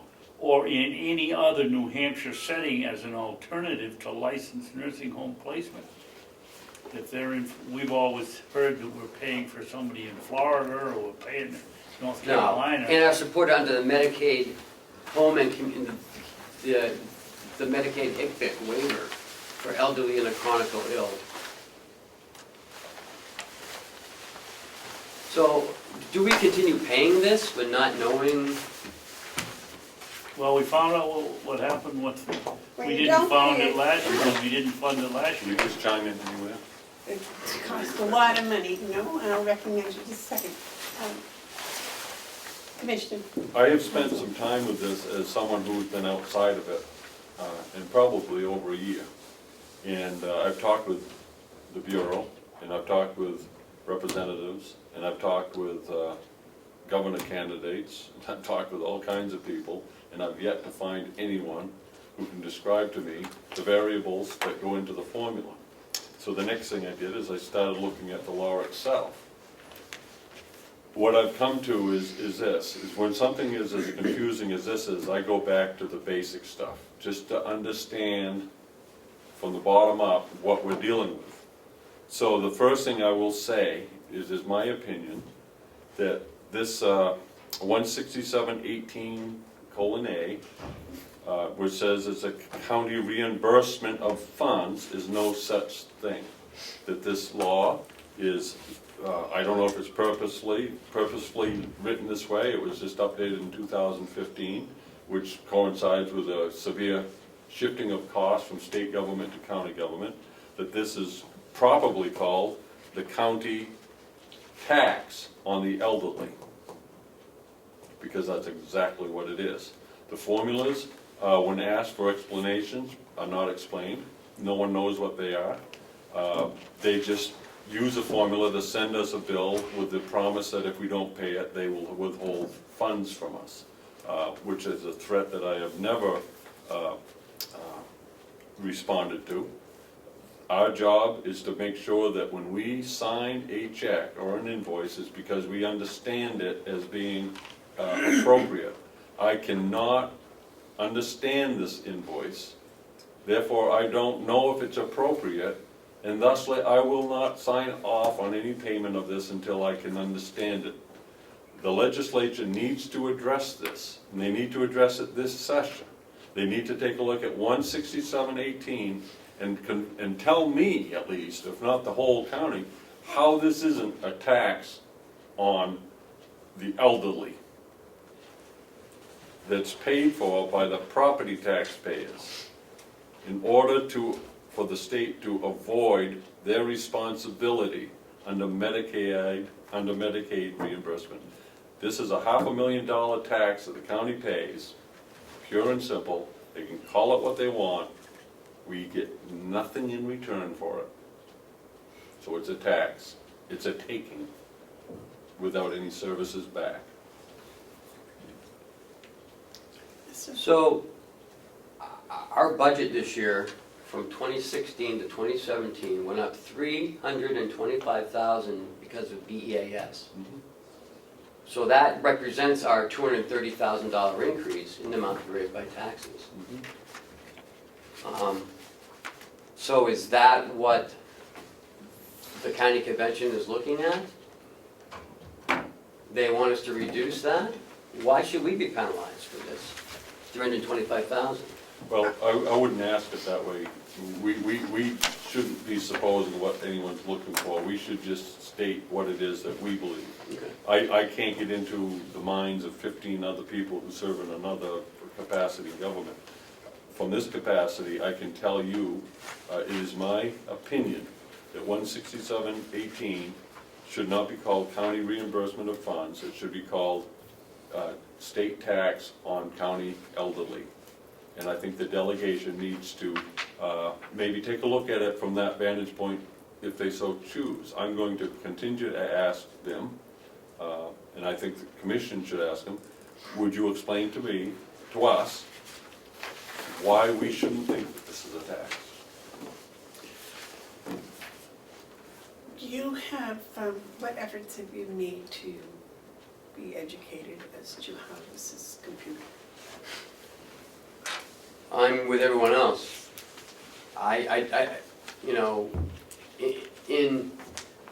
When I was working in the nursing home, we would go to nursing home administrator meetings, and people would, this has been talked about for years. This isn't new. No one understands the formula. No one truly understands it. And Does again, anyone know where the money actually ends up going? to go to the state. And I'm guessing they pay the Medicaid recipients' bills, State portion of the Medicaid. is what I'm guessing. That's what's done. Well, that seems to be what I interpret this to say, where that's why it's a reimbursement and not a tax. Yes, sir. No, it is a tax, because that money that we pay, you will find it in what they brag on as being the state surplus. And they're talking about it now, how there's a surplus. Well, that surplus includes $500,000 from us, because where did we get in return? When does that first invoice come due? It just continues. It's a monthly. Yeah, it's every month. Can I ask a question? What's the $500,000 come from? I don't know. How much we spend? $5 million. $5 million. Yeah, that's what it is. Okay, $5 million. All right. I just want to make sure that. It's $500,000 a month, or Yeah. about. Yeah, That's almost. that I was Just under 5. Yeah. 437,000. And, the other commissioners can do what they want. I will not sign any invoice that I am not satisfied with this explanation. I'm not satisfied. I don't care if it's $4 or $400,000. What does this invoice mean? And my asking of people always comes back to the same thing, which is we don't know. So I'm compelled to look at it further, and I've been around this long enough, so I know when a tax is a tax, when a fee is a fee, and when something is a reimbursement, it's a reimbursement. Well- We aren't being reimbursed a blessed thing. Well, you're entitled to your opinions, Yep, and and that is I just want to good. make sure it's clear. But I do think that as county commissioners, it's our responsibility to do everything we can to find out where our taxpayers' money is going and what for. Now, if that means asking the delegation to find out for us, I think they've already been asked. But I think I have not made much of an effort on this, so I'm thinking maybe, yeah. Thank you, Madam Chairman. Just to make matters worse, I think it was 2 years ago, or 3 years ago, one of our delegation members made contact with HH&S, Yeah. and they were gonna have a person come in here and explain it. They called at 8:30 of that day, and the excuse that the person that was supposed to come here said that her boss said she couldn't come and explain it. There you go. But, to Commissioner Haunsel's point, I think, my recollection is when the delegation cut the $200,000 out of the payment last year, it went for a while, and then I think we received a letter saying that unless we paid the $200,000, that we would be charged a good chunk of interest going forward. Am I right, Ken, or No, sir. we didn't get a letter? May I answer that? Yes, yes. They did withhold $200,000 from the budget. We were $200,000 short. We sent the payment in $200,000 less. 2 weeks later, they sent a check back saying that your payment is not accepted because it's $200,000 short. And they said that they could fine us. They didn't say they were going to. Yeah, that's what I remember. They said they had the ability, Yes. but they never did. They wouldn't be able to collect. And then we did do a line item transfer for some leftover funds and sent the full payment in. But I guess they could withhold our Medicaid reimbursement. I'm not sure if that's what they would do. Since this is more of a discussion, without enough information to make any kind of a educated decision, what I'd like to do is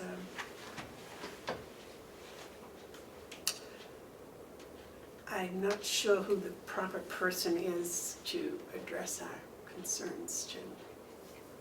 Could we send a letter to the delegation chair asking him to appoint someone to look at this? Or straight to DHHS? Well, I'm wondering about the new governor.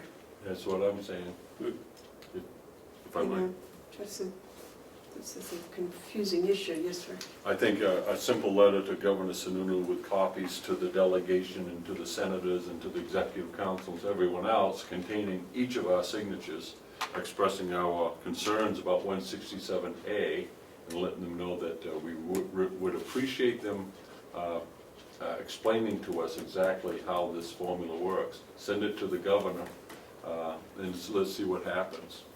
I think we need to take that step to be proactive so that the people of this county can understand that when we write a check for $400,000, $500,000, We know why. we know why, and I don't know why. And I think that we would find the administration quite responsive to our letter. Perhaps we could have one prepared for us to look at for next week. Would that be That's- possible? if the- Are you agree? The board wants me to do that, absolutely. I don't think that requires a motion, that's So we've just, been trying to find out what's going on since they came in here years ago and switched it. You're aware of it, but I'm sure you're not among it. It was going to be revenue neutral. We were, because our DCY, the F. youth yes. costs were just going through the roof.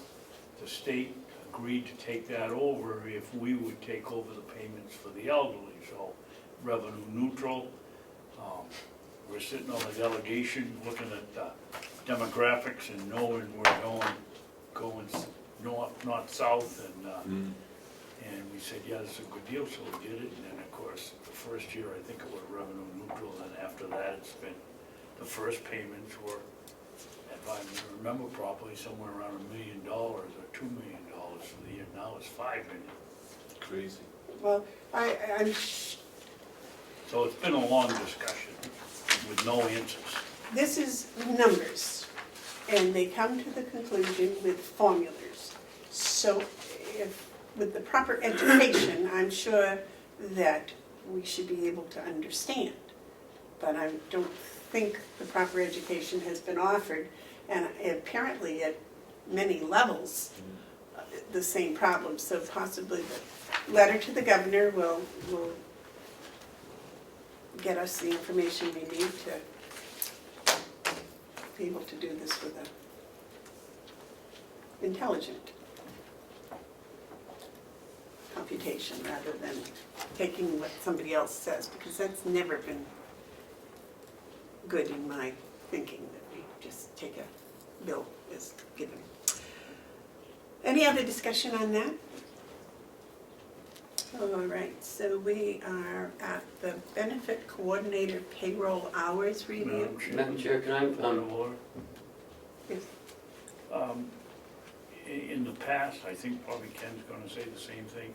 We've got Jason sitting here at 10 o'clock and we're paying him, and while we wait and talk about the payout and hours, can we juggle the agenda and have Jason give his presentation and go back to the payroll hours, which aren't gonna cost us anything to talk about?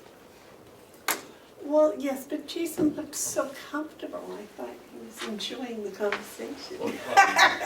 Madam Yes, Chair, sir. because, you know, we did start later. Exactly, It's- yes. It's kind of snowballed. We're all behind, so, yes, so could we put the, just benefits review, we'll table that till the end of the meeting. Thank you. Do we need a motion on this? No, you can No, do that. we can do Okay. that. All right, Jason, your jail update, please. And we apologize for being late, but Mr. Hounsel was involved in a traffic jam due from an accident. No, I appreciate it. A lot of times, department heads sit on the side waiting patiently. Sometimes discussions get long up here, so it's nice to juggle things around. I appreciate it. You just did look quite comfortable. I was quite comfortable. I asked Gunnar just to, A, say hello to everybody. You're on board, thank you. And give us a couple quick updates that have been going on at the jail past couple of weeks. Currently, our total is 67 in-house, 73 total we're responsible for, as it stands right now. One on work release, a couple on home confinement. In this past couple of weeks, we've had a few things happen. One was Officer Lyman was assaulted by another inmate. He handled the situation very well. He wasn't hurt, which was good, but he did have to get in a physical altercation with the inmate, and it was handled correctly, and the Sheriff's Department is doing the investigation and will charge that inmate. So I'm glad he didn't get hurt. We had another inmate attempted hanging. Officer Boudreau found this inmate, called for backup, and they were able to take the inmate down, and he suffered no injuries as well too, but because they're doing their job and doing their rounds and checking everything, this person is still alive. Corporal Corliss in the past couple of weeks has used Narcan on a self-report to the jail out in the lobby. It's our first time we've used Narcan. Narcan is new to our facility. We did training last year and we actually brought it in. With that being said, this is one of the reasons why, if you hear me report to the court and other things that don't like self-reports to the jail, it's because they have a tendency to shoot up whatever they want and then report to us in a state that we have to deal with.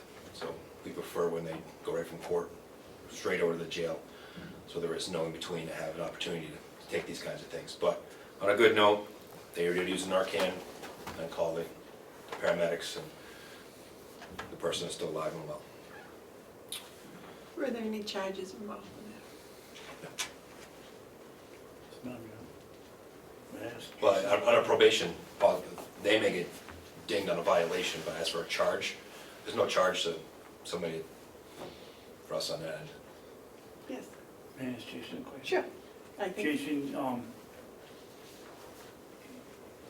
this person shot up between the jail and, No, the court will give them a date of when to self-report, admit to the jail, and it could be 2 weeks later.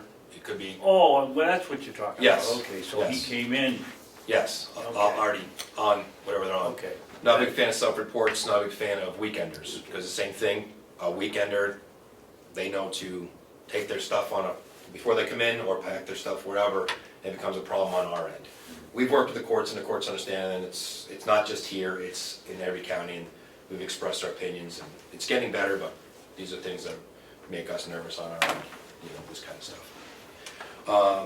With that too, we had a new nursing director, was just hired last year. She's been doing Maryland Cross and Stewart. Excellent job, updating policies. She helped us, bring the Narcan in along with the training department. She's visited some other places, and that's going very well, pushing forward. Our programs are going well. The trust program, the transition from jail to community with our new master level clinician, LADAC. Myself, him, Lieutenant Phillips are all going to Chiefs of Police meeting tomorrow to give them program flyers and talk to them some more about the programs. They're already on board to begin with, but we're also in the grant process looking at the Second Chance Grant Act next year and IDN 115 waiver grant. And we'll be looking for the Chiefs of Police for a letter of support and some other places letter of support when it comes to these grants. But we're giving them an update tomorrow. And currently have one opening, testing for that right now. That's, another thing is, what I understand, I don't know if you saw that Friday, Justice Tinedo's over at Superior Court giving a 11 o'clock, she's over at Superior Court. Anybody wants to open forum to talk about the importance of drug court over Superior Court, 11 o'clock on Friday, just so you know. 11 o'clock Friday. 11 o'clock Friday, Superior Court. I plan on attending. Busy that day. I'll be there. yes, sir. Jason, could you update us, since it's the end of the year, how we did versus turnover this year versus last year and the year before? Of staff? Yes. This last year and year before, actually exactly the same. About 50%? No. Down to 30%. 30%? 30%. The year before The year- that, there was The 50? previous years before that were at 50% Okay. for many moons before that. We're down at 30%, which is the average, looking at the state when we got statistics, is right around 20-25%. So we're getting closer. With this next contract, we put us in a much more marketable, I think we're gonna do very, very well for this area and for the correction. So we're moving in a much better direction. And I say, some people we lost this year were right within their probationary status. I'm still counting them, but they were there less than a couple of months. They make the academy. So if I take them out, realistically, we were a lot less. Some You've people, done a terrific So- job, because I think when I started, it was a 50% year. yeah, it was set out of 30, it was 50% every year, 17 staff. The new contract takes effect in June? No, new contract, if the budget goes through and stuff, would take effect as of April 1st. And this new hire would be eligible for the new contract? Everybody's eligible for the contract once everybody's there is eligible for the new contract. Okay, yes, sir. Is the previous difficulties of retention, is that due to the contract? Or is that, is it the case that people come to get through the academy and then leave? No, in the past, when I first started here, different administration, that was one thing. Second was it was $13.25 an hour to start with no step increases, and if the delegation felt so inclined to throw 20 cents at them or something. When we were the lowest paid, Carroll County was the lowest paid correctional officers in the state at that time. And then that contract we did, it's the second contract I've helped be part of. We raised it up to $14.25 to start and put in 5 step increases. This contract goes to $15 an hour and 7 step increases. Sullivan County's going through the same thing we're doing right now. They're at $13.61 with a 50% turnover rate. So they just did a whole entire wage study for the entire county, which cost them a lot of money to do that wage study. And they're increasing their numbers for salary for the correctional officers, and they'll do the same thing as us. More marketable for what a correctional officer does and your surrounding area. So we are moving in the right direction. The programs are in the right direction. The staff believes in them. we're having almost no turnover within our supervisory staff, which is great, because that was also a high turnover rate. Almost no supervisors are turning over. So we're getting very consistent with our staff. Are there any medical issues going on, or were there any? There were, we had a couple this year, but the biggest one, we did have a lady who had to be sent out had some complications due to pregnancy, out for a night or so. We have one that's also having some medical issues with some blood pressure issues that we're dealing with right now. We always have some medical issues, and we try our best to, if they have their own private insurance, we go there first. If they're still on Medicaid, Medicare, we go after that as well. If they're in the hospital over 24 hours admitted, we fill out the form to submit to the state and hopefully DHHS to reimburse us. Have they been? That's still new. We just signed an MOU a couple months ago with that, same as Sullivan County did, so we haven't had anybody admitted overnight. It has to be actually admitted over 24 hours and then send the paperwork in. We haven't had to use that yet, so as soon as we do, I'll let you know. Well, thank you, that was, caught me off guard, I didn't know that one. Any other questions for Jason? Yeah. Jason, one of these cases I suspect is gonna cost us a lot of money. How's that gonna affect your medical budget? Well, one of them is not ours. The one. Oh, it isn't. Yeah. So we The should. one that went for the ambulance rides is not our, She was, but she had she was already on. She's taken care of with insurance.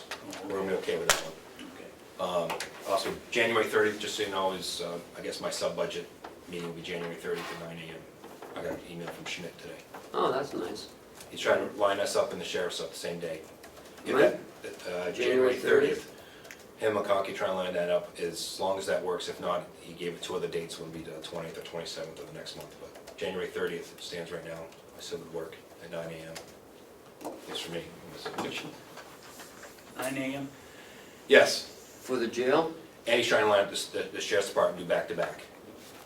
Yes, sir.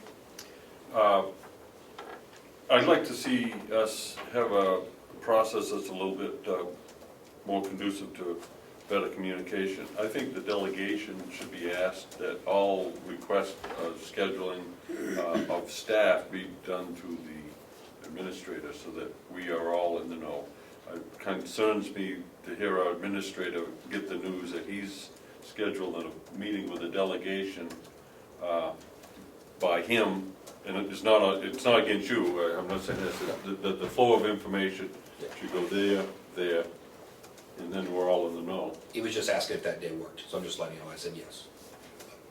Okay. I agree. Go to you. Do they generally give you a list of the meetings and times? No, we usually find out, they'll send Cheryl a notice, please post this. I mean, last year I was out for the day and I didn't even know about the jail meeting. So, you know, Could- Chuck went. As chairman of the as chairman of the commissioners, could I ask you to write a letter to the chairman of the delegation to give us a list of the times and dates as soon as he's Madam aware Chair. of them, please? Chairman, Yes. could I suggest that in order to really stress this, that when a chairman of the commission is addressing the delegation, it should be chairman to chairman. What might be better is if we had him prepare a letter for your signature, because you're going to be communicating to the chairman, and we shouldn't put him in that political in-between. In the middle. Well, no, actually, I was basically asking him to be my secretary, which is probably not correct. I Well, shouldn't have done that. Or you can have him prepare a letter, and he can have a secretary do it. Have him do it. Or I can scan it and just email it, but from you. But for her signature, so that takes you out of the crossfires. Because even though spell check is wonderful and I love my computer, I do not like writing letters. Oh, no, all right. So when I ask you to do that, I'm asking him to prepare one for me. Oh, okay. So that's just a more formal way of saying what I was saying, yes. I think we should go one step farther, Madam Chairman. In the past, each one of the board members has been the liaison between the subcommittee or the facility, I guess I was with the jail, the farm, and each one of us had one or two. I have never, in all the years I've been here, been asked if I'm available, or even told the times. The same thing comes, we get a letter, we're gonna meet, and that's it.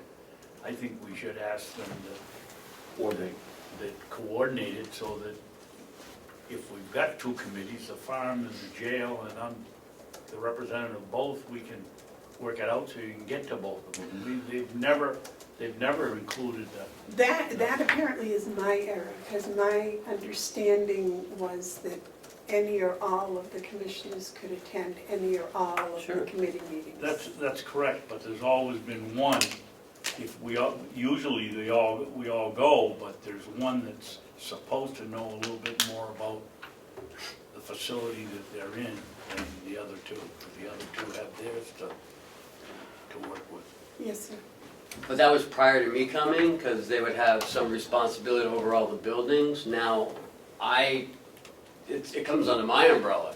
And if you guys want to, you know, if you want to continue with that, you know, by all means, but, Well, I've always thought that we did continue with it. You're just, you do the work for us, and you're our representative, but we've always had a commissioner there to listen and and to what?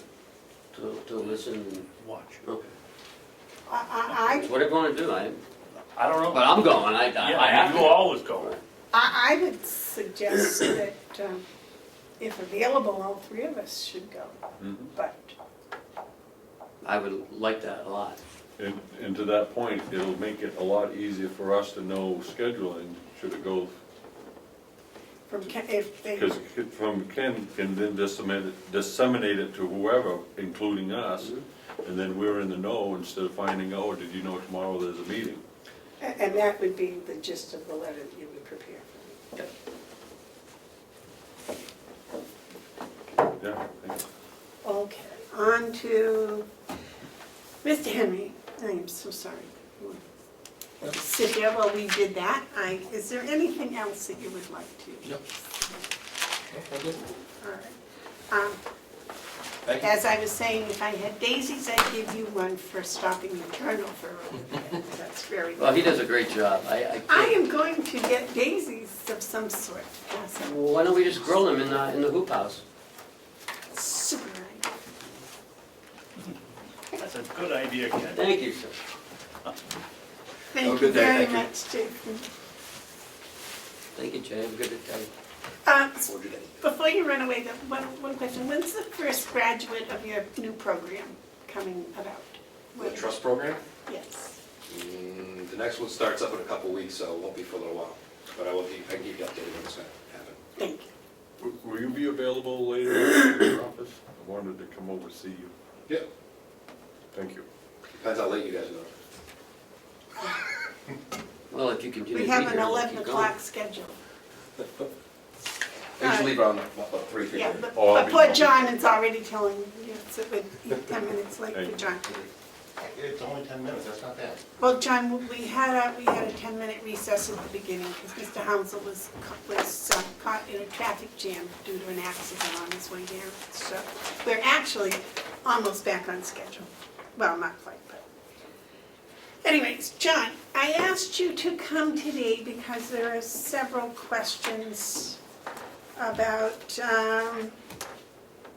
setting up the new phones, about Cybersecurity. security.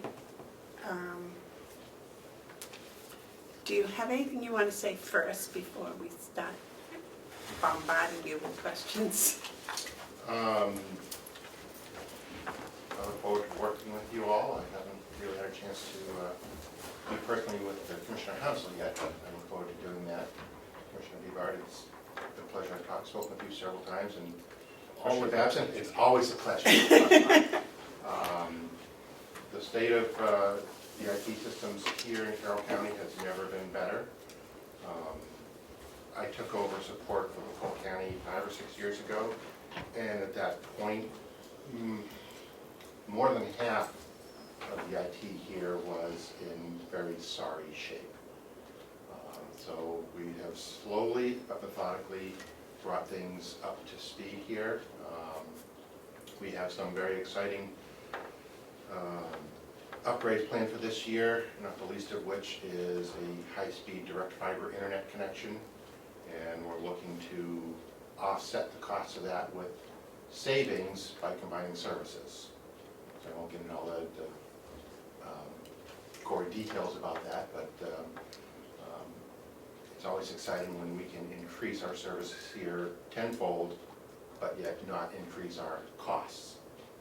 That's good. That is good, exactly. So we actually had a meeting with Fairpoint this past Monday, and we're, again, moving forward with that. Other than that, my long-range IT plan, I basically swapped years 2017 with 2018, only because the things I had planned for in 2018 became more pressing.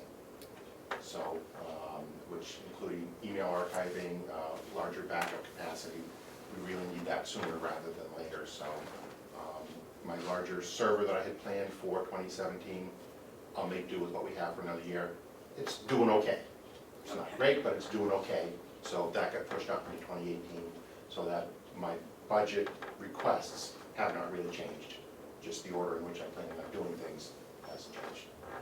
I've been trying to keep my IT budget level funded year after year, with the exception of I keep absorbing costs from other departments, so while my budget is technically going up, the overall cost of the county is being reduced elsewhere to offset. So when we get into the budget process, we'll discuss that in detail. That's not what this meeting is about. Right, thank you.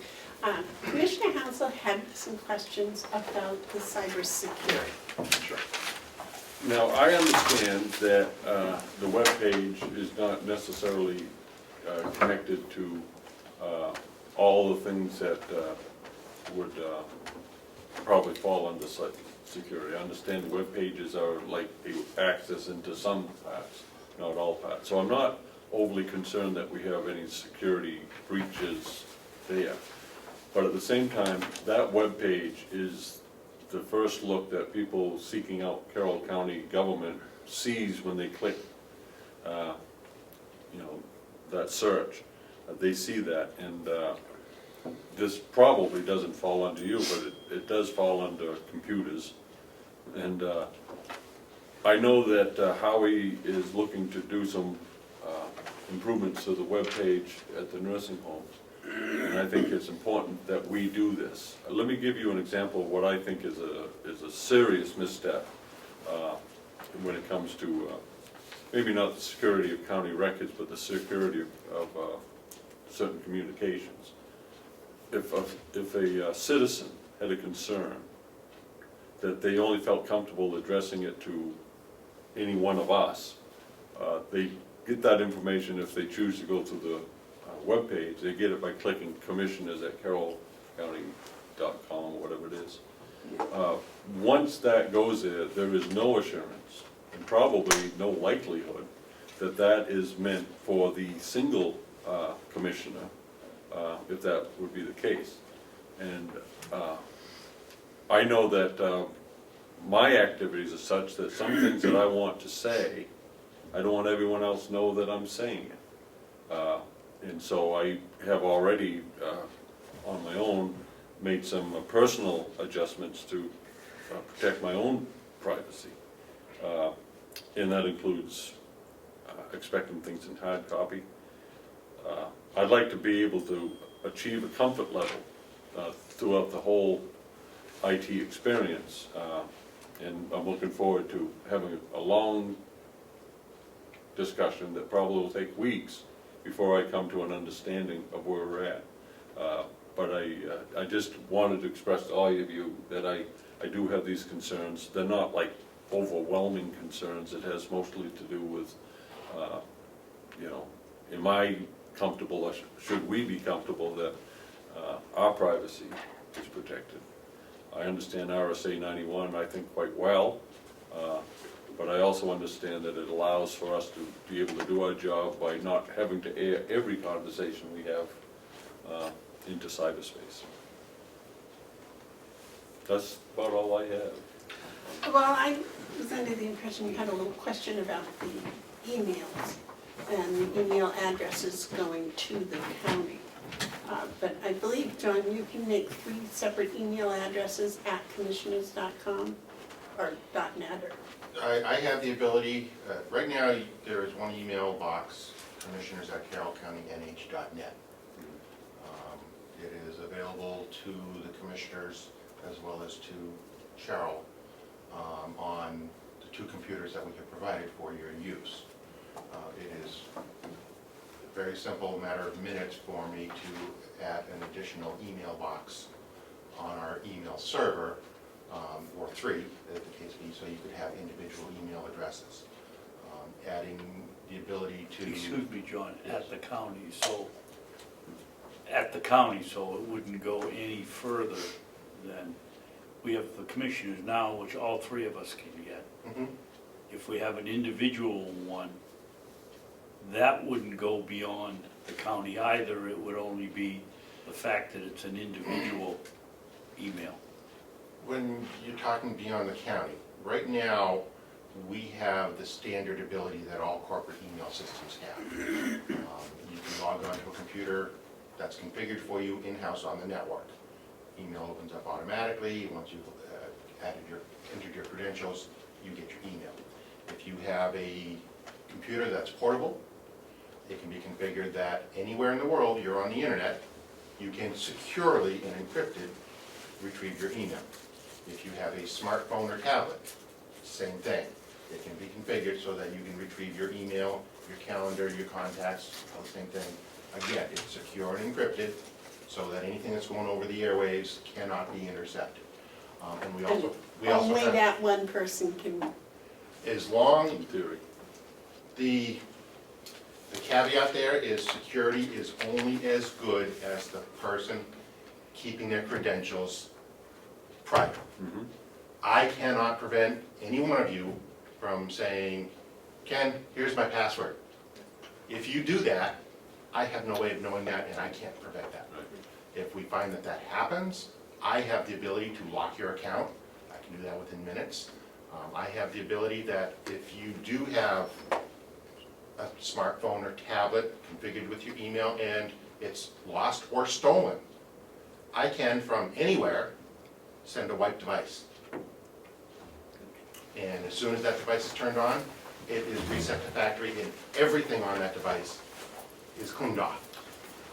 So that is standard corporate security. We avail ourselves of all of it. yes. Can I You had a have question? Yeah, just a brief recess. I had asked to see Dawn, if I could have just a couple of minutes, just to... Go ahead.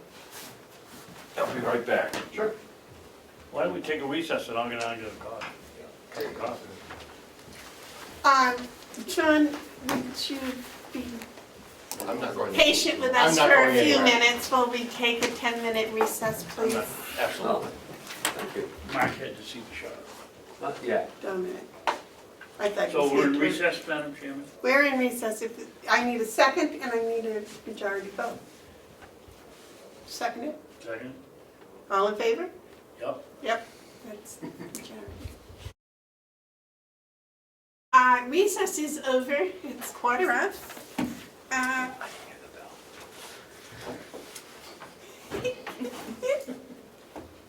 I'll bring my bell. Thank you. I've got a teacher bell, and then I won't need my gavel. I'll do that too. Okay, going on with John and any concerns of cybersecurity. Are there any other questions about the cybersecurity? I would like to add that just last month, we also added the ability to send and receive encrypted emails out of our server here. It came up unexpectedly, and we got it in there with very little initial outlay of cost. There is a monthly fee, and we'll figure that out. But the sheriff's dispatchers routinely do background checks, whatever, and historically, they have faxed them to the appropriate police department or agency, whatever. Well, the Department of Justice has said that that is no longer allowed to be done via fax, that it now has to be secure email. So we have that capability to our email server just last month. At the moment, only the sheriff's dispatchers are set to use it, but we have made arrangements that the county attorney will have several people with that ability. And I have a meeting with Howie Chandler and Lori Tatro for the nursing home to discuss whether they should start availing themselves when they're dealing with families involving HIPAA-related information. Because a lot of people don't seem to understand, even in this day and age, that if you send an email and it goes outside of your own system to somebody else's system, it is not secure.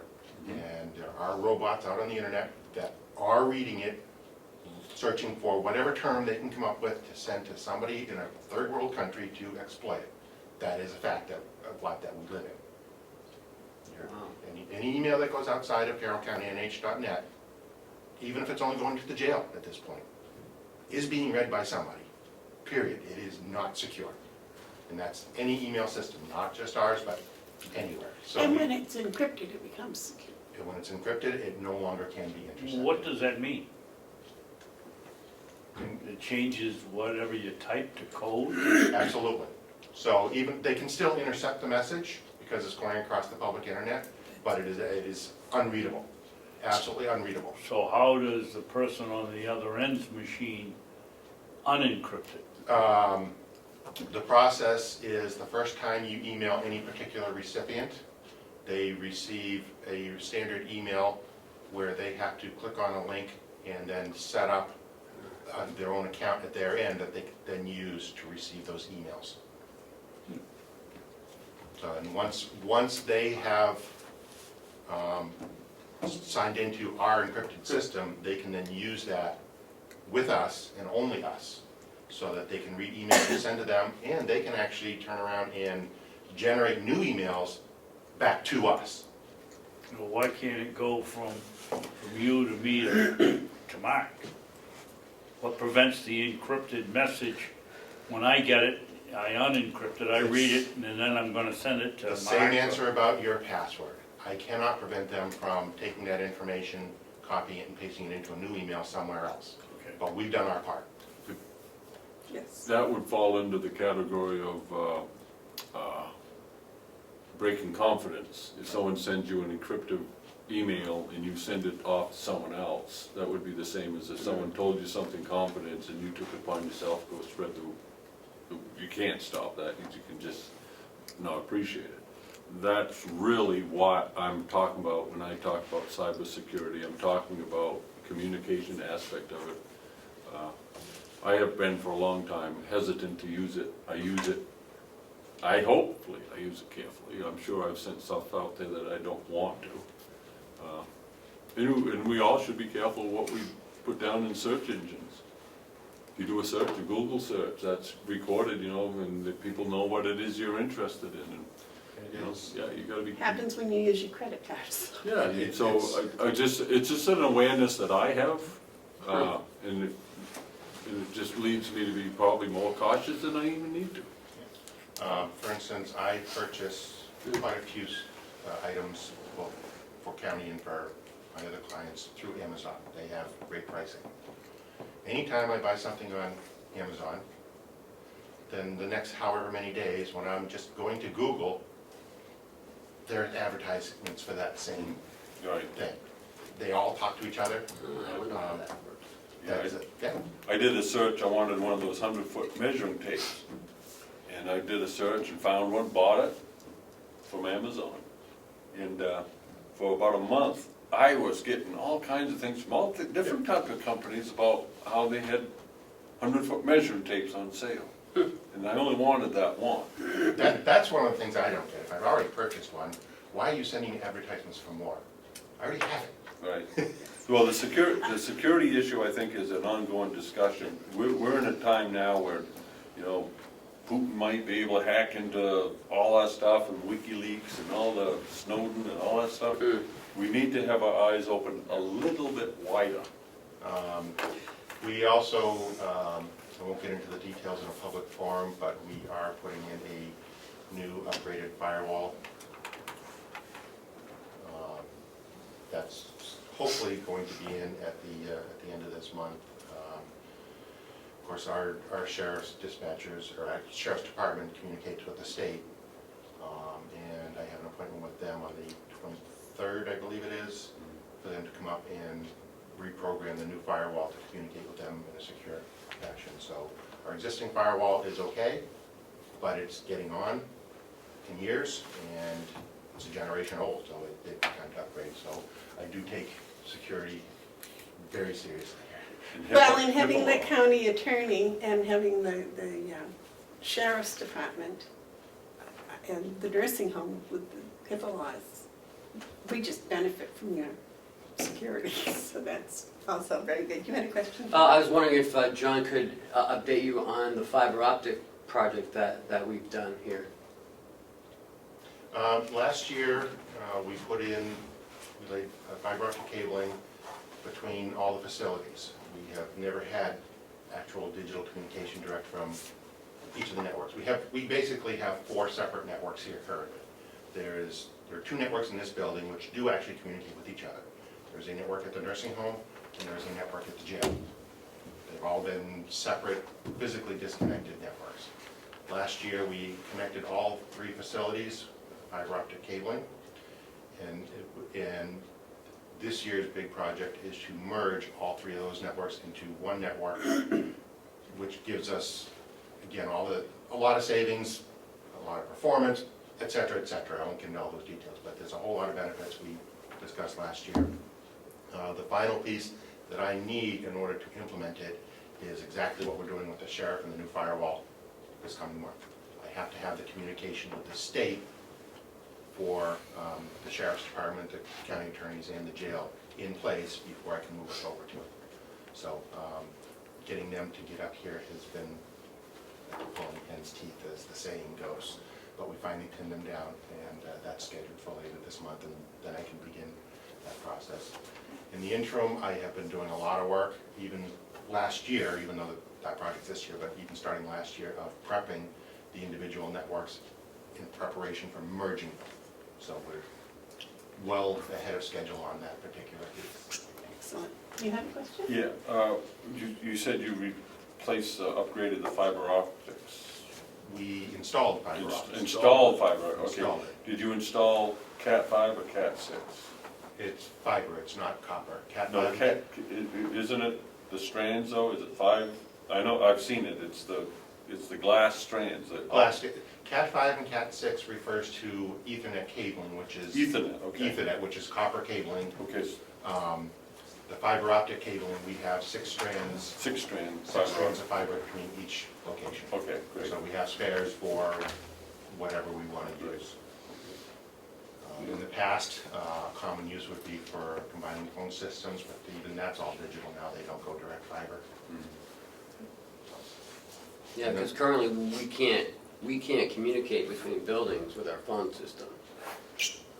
We have to dial the 397-5195 to get the nursing home. That's one of the things we're asking for in this year's budget, is to upgrade phone systems. We've started the process. We basically have 6 phone systems throughout the county here. 2 of them have been replaced within the last couple of years, and we're looking to replace the rest of them, and then that allows us to merge it into one phone system here at the county, so that if you call the business office and they say, oh, well, you really need to speak with somebody at the nursing home, she can just transfer the call. You can't do that now. You'd have to say, well, no, you have to dial this number. I know it doesn't seem like a big deal, but it's just ease of use for everybody. Yeah. Yes, sir? John, what do we have to do to get it? I mean, this is even simpler than what you're talking about. On the phones that we have that have memorized numbers, so that we don't have Jason Johnson's phone number still in the thing.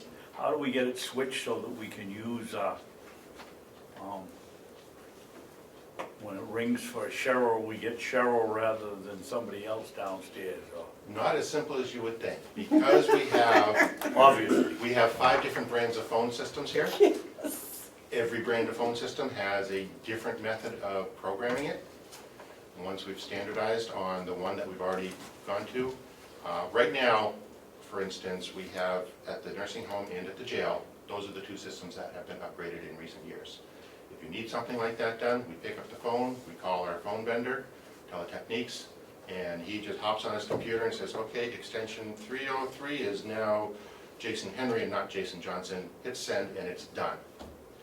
The 4 that are in this building, the older ones, you have to call somebody, have them come on site here, hook up a laptop to the actual phone system and program it and pay the associated costs with that.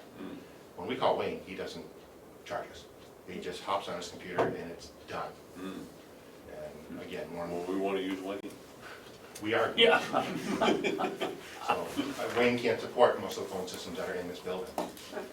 And the last thing I think that we need to talk about, the email that is at the commissioners, if you could break that up into 3 emails. Sure. And we would have the option of using it or not as we chose. And then with our new, the county-only phone things that we have, if you could help us, or help me, get Oh, it. yeah, So all I do is push a button Yeah. and I can come right into the email and maybe give my password or whatever. And So you want individual email addresses? I would, Yeah. would you also? Here at the county. So what happens if I say no? You're my boss. You tell me what you want. No, but I mean, can we keep it as committee? I assume you're talking about having the commissioners as we have now, but then these 2 having an individual one. Correct. I don't want an individual one. I will take an individual one, and I'll start using it the minute I find a comfort level with the security. And in the meantime, I'll use sau9.org. That other one you sent, the Gmail? Yeah, Didn't that work. one, no, I gave, it didn't. Mhm. I must have given it to you wrong. I think so, because you gave a board and I think it's only. To answer your question, yes, John. Are there any other questions for John? Yes. I would Yes. strongly recommend not doing any official county business on a Gmail, Yahoo, or any other free email service, period. Yahoo was the one most recently breached just a couple months ago, 1 billion email addresses or something like that. So please, do yourselves a favor and do not use any free email service for official business. Because what I would like to do is use, if I'm going to email you, I would like to use my email from here and email it to your email here. Rather Please than- don't email me because I don't want to get in the bind of a 91A infraction. Well, see, that's the thing with the phones. I don't use email for business, so. Well, that's the thing with with the county phones. If someone wants to find my emails on my county phone, here it is, you know, go and do it. Sorry. And that way I don't have to worry about anything. It's all on Well, one phone. and all county email is actually stored on our server, regardless of what device you read it on. The email, the actual mailbox is stored on our server and it's backed up on our server and can be searched on our server, whether you have your phone or not. Perfect. Yes, sir. The 91A is also the other aspect of this. I appreciate Commissioner Babson bringing it up. Under 91A, it is possible for the court to issue a search warrant for the purpose of retrieving county communication. And if that requires them having access to your personal account, they would have that access. And I don't want my a right-to-know request lead to people finding out things like which picture I like from my family, albums and family and Well, personal that's stuff. why you should only use the That's what county I- phone for that purpose. That's what I'm getting to. The phone isn't that big a deal to me. Text messages could be, but emails is most definitely. I have notified that I will not use my private email, and as such, it should never be subject to a search warrant. All my communications are on a site where it's open to anyone under the 91A to sau9.org. I've taken advantage of that. I put all my pertinent government information that's you're obliged to keep under 91A as an elected official in there.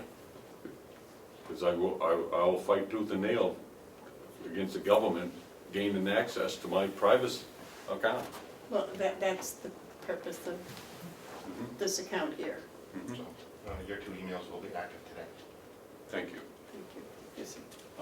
Sean, is there any chance we can get a phone in our new office? There is one there now. There is now? You can't call out. Well, that's handy. You can. Actually, the phone system here falls under the purview of Bob Murray. Yeah, he was in last night working on it. You could call me, but I can't call out. And I haven't figured out how to get Cheryl yet. I tried, I played, but I don't think the string's long enough. That's what I was gonna say, the From the tin can. cans aren't big enough. are there any other questions for John? Where would I find you after the meeting? Go over my phone. This time of day, I usually head over to the nursing home. Okay. My day usually starts with, I generally start here, work my way over to the nursing home midday, and then over to jail mid-afternoon, and then the rest of the day is back here. That's generally how it goes, but that's subject to change depending on who needs what. I'll come find you. Okay. Thank you. They all have my phone number, so you can text me when and whatnot. I can be happy to come back over here. Thank you. You're welcome. Thank you very much for your time, John. Thank you for John. patiently waiting for us. All right, I believe, we don't have 2 budgets, the 2 agendas. We have a revenue and Revenue and expenses, but expenses. because we didn't get that, because we didn't get the letter, nothing to review. Where are you now? The 2007 budget, 17 budget, is that what you're talking about? Yeah, the only thing I have to say is that Ken has provided everybody with a copy of the budget. I think it would be nice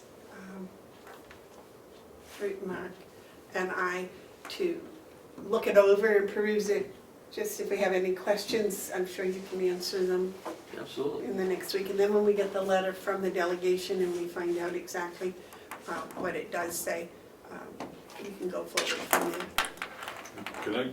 I wanted to give some clarity on where I stand on the previous commissioner's recommended budget to the delegation. I have no axe to grind with any component within that budget. I'm not finished. I have no advice as to what could be better at this time. I commend them for preparing the budget in a timely fashion and submitting it. And having said all that, I also want to make it clear that I had no participation myself in the development of that budget, and as such, I reserve the right to demonstrate some flexibility on what the numbers are based on reasonable argumentation. One of the things that I think we need to do is at some point say we want to add to the budget at least $10,000 for the feasibility study. So I'm not opposing the budget. I commend the commissioners for presenting it and the staff for presenting it, but I reserve the right to express my own thoughts on it in the appropriate manner at the appropriate time. And I think that's why the delegation is sending us a letter saying they're giving some extra time so that you and I may study it. And I will respond to that letter when I see that letter. That's what I'm Yeah, saying. right. But, you have copies of it now, so, Mhm. yes, sir. I have no problem with you folks looking over that budget, but please remember, that budget was put together by previous board. The previous board was looking at 2 years, or in Sorensen's case, 18 years of history. And I think it's more appropriate that you people get involved in the next 9 months, so that when we come up to the 2017 budget, 18. you're prepared, Yeah. 17, 18, whatever it is. You're prepared. You've been here a year or two. You're prepared to work on it. I oppose the idea that incoming commissioners, in your case, you're both new, that all of a sudden we're gonna turn the process around and so that the two incoming commissioners have a say in how the budget's. You should be included to advise us.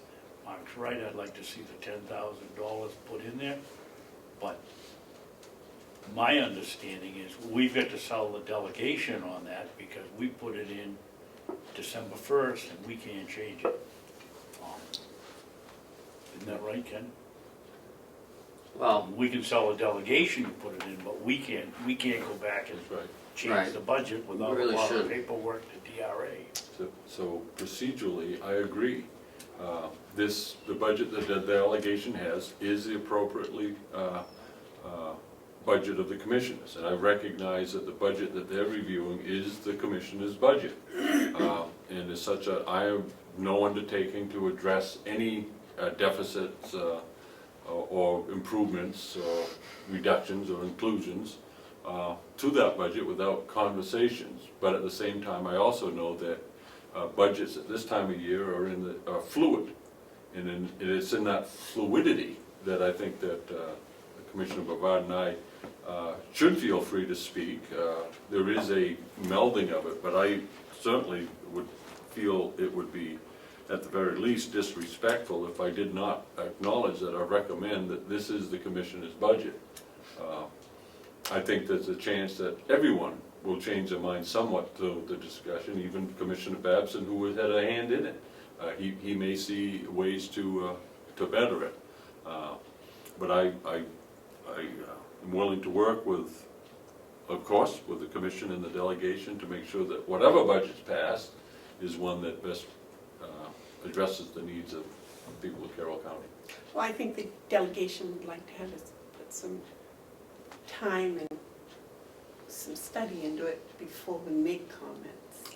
Already have, just to let everyone know, I've already spent a fair amount of time reviewing the budget. And again, I'll state, I find no basis for objection for me at this time.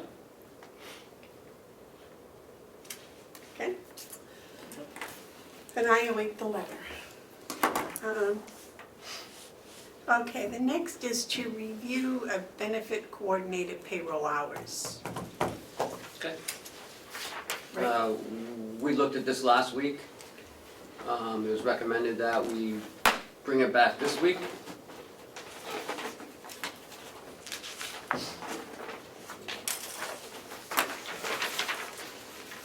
Okay. I didn't see a piece of paper that ran in our files here. Yeah, right here. Here's the job description. Chuck, you want to come up? You had asked for a job description. Right, is this the one that was advertised on the,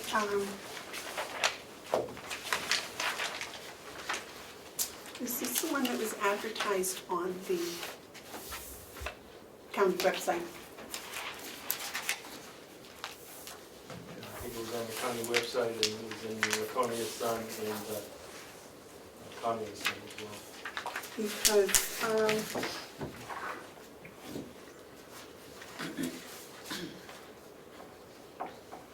no, this is a different one.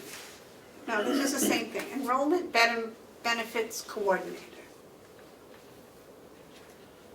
I just got it off there yesterday. I just want to make sure that was the same one that was advertised. We've had a couple of tries at it over time. Okay. So, so they're going to be responsible for enrollment, coordination, and administration of benefits and other finance-related duties. And again, this is the 16 hours that we have over there. Also in the budget is a 24-hour position that we put in as well, to help with some HR duties as well. Was that the,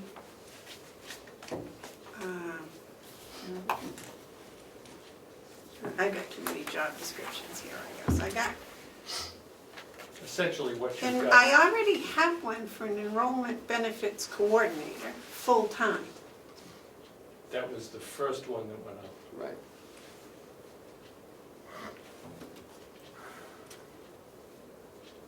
So, That was at the time when we were trying to replace the woman who left. so do we have an enrollment benefits coordinator? Yeah. Karen is now payroll and enrollment and benefits coordinator. What we're looking for here is a half-time position roughly, based at the nursing home to do the same kind of thing. That's not what this is. Okay, so is this the payroll HR clerk No, that was half part-time? no. You should have one that says enrollment benefits coordinator, Yeah, I got that. hourly part-time. Well, That's the one that Ken just gave me, Yes, but that's different than the one for the full-time. yes. But the name's the same. The title's the same. Title's the same, just it's, what we did was move Carrie McQuillan up into the a full-time position when the former position left. Okay, that and left what a was- half-time position available. Because in last year's budget, we had a half-time payroll position, Payroll HR clerk. yes. Okay. I got Then when Deb Newland left, we moved Carrie up into a full-time payroll benefits position. We had Okay, but position there's open. there's no job descriptions for a payroll benefits coordinator. This is an enrollments benefits coordinator that acts as backup to payroll, that is delineated in the body of it. Like we talked about last week, the director of nurses over there spends a good part of her day with a bunch of payroll issues. You know, like not enough time, they don't get, what's that? Shift differential. Yeah, shift differential may be missing. They didn't punch in, they didn't punch out. They missed a punch. They wanted sick, but they got vacation. I mean, she spends so much time. Every day. And Well, there was somebody over here last night from the nursing home with a paycheck issue, but they were looking for Carrie. Yes. right, because Carrie's the only one that is currently doing it for the whole county. So the nursing director shouldn't be doing it. They Right. should be coming over here to Carrie. We want to put a 16-hour position over there because we have it sitting there. And that's what we want to do, and that's what we talked about last week.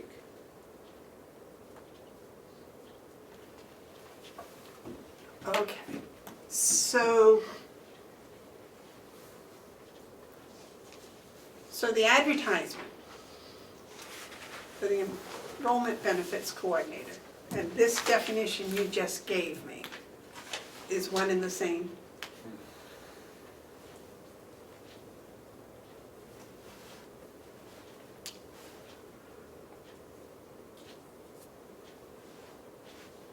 I just don't see how someone over at the nursing home is going to be dealing with retirees. They're not dealing with retirees. That's what the job description says, that one of her essential job functions is to ensure the accuracy of retirees Number 7. throughout all departments.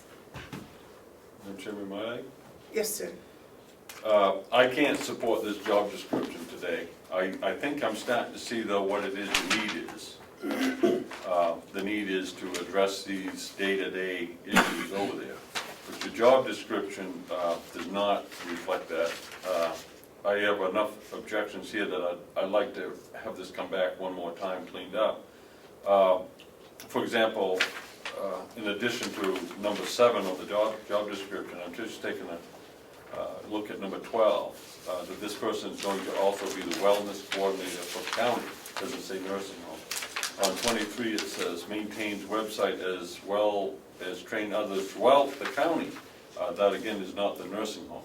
If we're doing something to address the needs of the nursing home, Right. then that's what I want to do. But this goes far beyond this, and this looks like we're creating a job, enrollment benefits coordinator for the entire county.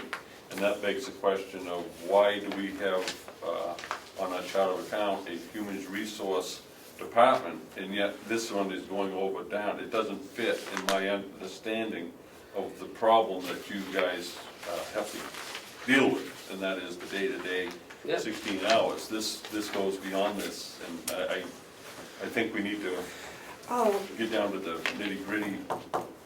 to address your issues, Commissioner Hounsel, I think you may have given us the wrong description. Because the job description That's what I you got this just morning. gave me is The one I want. exactly the same as the one that's full-time for enrollment benefit coordinator, which you said now does payroll, right? That's Carrie's position? Yes, that's because, And this is the same job description. yes, the job descriptions are almost identical, except for the titles, because they cover the same ground. To address Commissioner Hounsel's idea about a wellness coordinator, that means that this position will participate in wellness projects. It will participate in wellness fairs and enrollment fairs. So what it says it shall be the wellness coordinator, and I need to know how does that interface with the human resource department that we have, because I would think, just in my understanding of a human resource activity, that this would fall under that. And also, again, the website. Maintain a website to train others throughout the county. That doesn't fit, those descriptions doesn't fit in what you said is the need. It's no more than that. So go back and redo it. Well, now I have a question, because that is identical. The first 28, which I didn't realize until you were reading them off, is identical to this enrollment benefits coordinator that's full-time, you said is Carrie. There's no mention of payroll in this whole job description. Carrie has a different job description than this.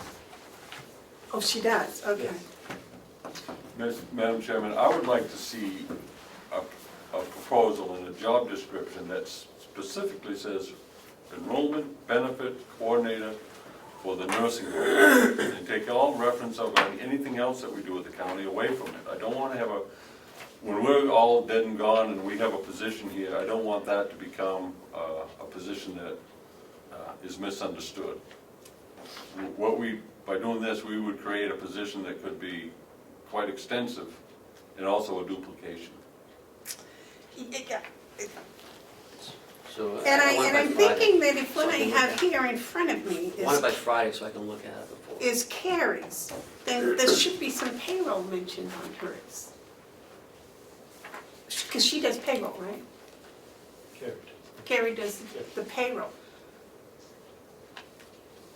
So Carrie has nothing to do with this discussion. I thought this was backup for Carrie. It is, according to the paper. Yes. She will get some experience in payroll so that she can be a backup to Carrie.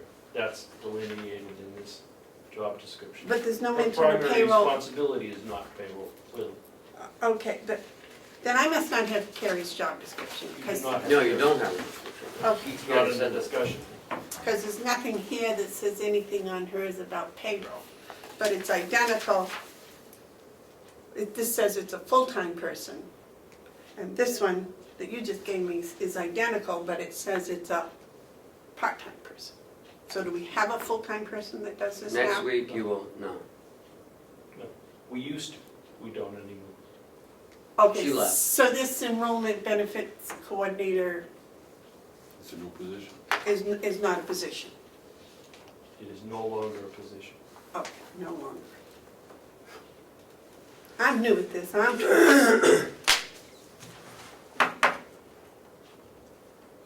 That's no longer a position. So if I looked up Carrie's, what would her job title be? Position title? I think it is payroll coordinator, HR, I don't know, I'd have to look it up. I don't recall what it is. Didn't I see, Lynette, do you know what it is? The job description that is in Carrie's file is the payroll HR clerk, Payroll. which was the part-time position that she was hired for. I don't have an updated job description in her file to be the full-time. Okay, because I got a payroll HR, because that's who I thought you were trying to find, was a payroll HR person. I No, somehow, it was at the end of the meeting last week, and I just kind of got a little sidetracked. All right. So this apparently is Carrie's, but it needs update, I guess. Okay, I just want to know who does what. Yes, I'm sorry. Oh, that's all right. My confusion. I guess I'm old-fashioned. Do we really need a 5-page job description for a 15 an hour weekly person? You know, lift up to 10 pounds. They come in with their lunch in a bag and that's 10 pounds. that has to be on there. That has, Mr. that's Old federal. Fashioned. You know, aren't we going to, when we interview this person, figure out whether they have the ability to express or exchange ideas verbally and in writing? I mean, why do we all need all of this in a Madam job Chair. description? Yes. It should Could be. I have may I have Lynette answer that for you? Because I'm not going to answer for that. Well, I'd like to finish. Okay. I would think that in the interview process, you'd figure out whether this person could exchange ideas verbally or not. I mean, whether it's legal or political correctness or what, is certainly gone overboard. I agree with you. 28 steps to, I mean, it's just ridiculous. Yep. Well, you have to justify why it takes 16 hours to tell people that they needed to punch in or punch out or something didn't happen right. They gotta put it in proper English when they do it. Yes, sir. I agree with Commissioner Babson on this. I think really what we need to do is understand that we have people who do the interviews knowing that these are the type of things that they need to do. I don't need to know every question they ask, everything they look for. When they come with a recommendation, I'm going to figure that they've already done that. And if they recommend someone, and it seems right to me, I will go that way, and if that person doesn't turn out, then I know to turn to Ken and say, you brought me a bad recommendation. I don't need to know the questions that they ask, because I hired people who know that. But I need to know what the job description is. Yeah, no, I'm not talking that, I'm talking about the, you And the know, job whether they can description climb is very stairs simple. or She- lift weight. I Charge don't- you benefits or, Right, you know. Again, Madam Chair, we need to let Lynette answer that. okay. Yes. According to the laws and to best practices, we do need to have all of those items listed in a job description. We may be able to cull down and combine some things, some of the tasks and duties, but when it comes to those questions, or I should say those descriptions that are in here, yes, we need to have them, and especially the lifting of 10 pounds, those physical requirements, because now with all the ADA rules and laws, we have to have all of those components. It ties into the ADA and it ties into our workers' comp, so yes, those are necessary items in job descriptions. Do they need to have 28 points that they need to be able to do? We could take a look at that and combining and making sure they are explicit as to what they need to do. I 100% agree with that, but those other pieces, yes, Commissioner Babson, those need to be in there. You have a question? Why don't we just put a big lunch out and say, do you wanna have lunch, and if they can pick up the 10 pounds, they got it. Here's the thing, and I appreciate people being cautious when they interpret a rule or a law. I do appreciate that. However, if it's the case that we have to do that, then I'm scratching my head wondering why the 400 people that we seem to hire every year at the Conway School District, we don't put that in the ad. We put in things necessary to comply. I can appreciate that when the interview process is such that you may not have someone who can't lift 28 pounds, but I don't think, I respectfully disagree that is something we have to do. I do believe it is a recommendation that you have to make, but I'm not sure that I agree that we have to do it. I don't work very well that way. There needs to be some sort of reason besides because they said so to me. Why? You know, why? I'm just not. Well, I'm sure I agree with, that- I'm old school like Dave Babson. I don't think we have to just because someone said. Well, They when think that we will find you the laws, rules, regulations, et cetera, and would you give each of the gentlemen a But copy? here's the thing. She has done a job of bringing her recommendation to us. If we go off reservation and we got contrary, it's not on her. It's on us. Well, no, but you were asking questions about it. Right, but I'm talking specifically to the point that Commissioner Babson raised. There's a point where things become ridiculous if you try to hit every dot and tittle of a bureaucratic rule, and I'm just not inclined to do that. Well, Lynette's job is to make sure that we do that well enough so that we don't end up with legal action. Her job is to recommend it to us what we should do to avoid that. It's not to tell us what we should do, we have to do. Not just Lynette, it's also Ken, Chuck, they recommend.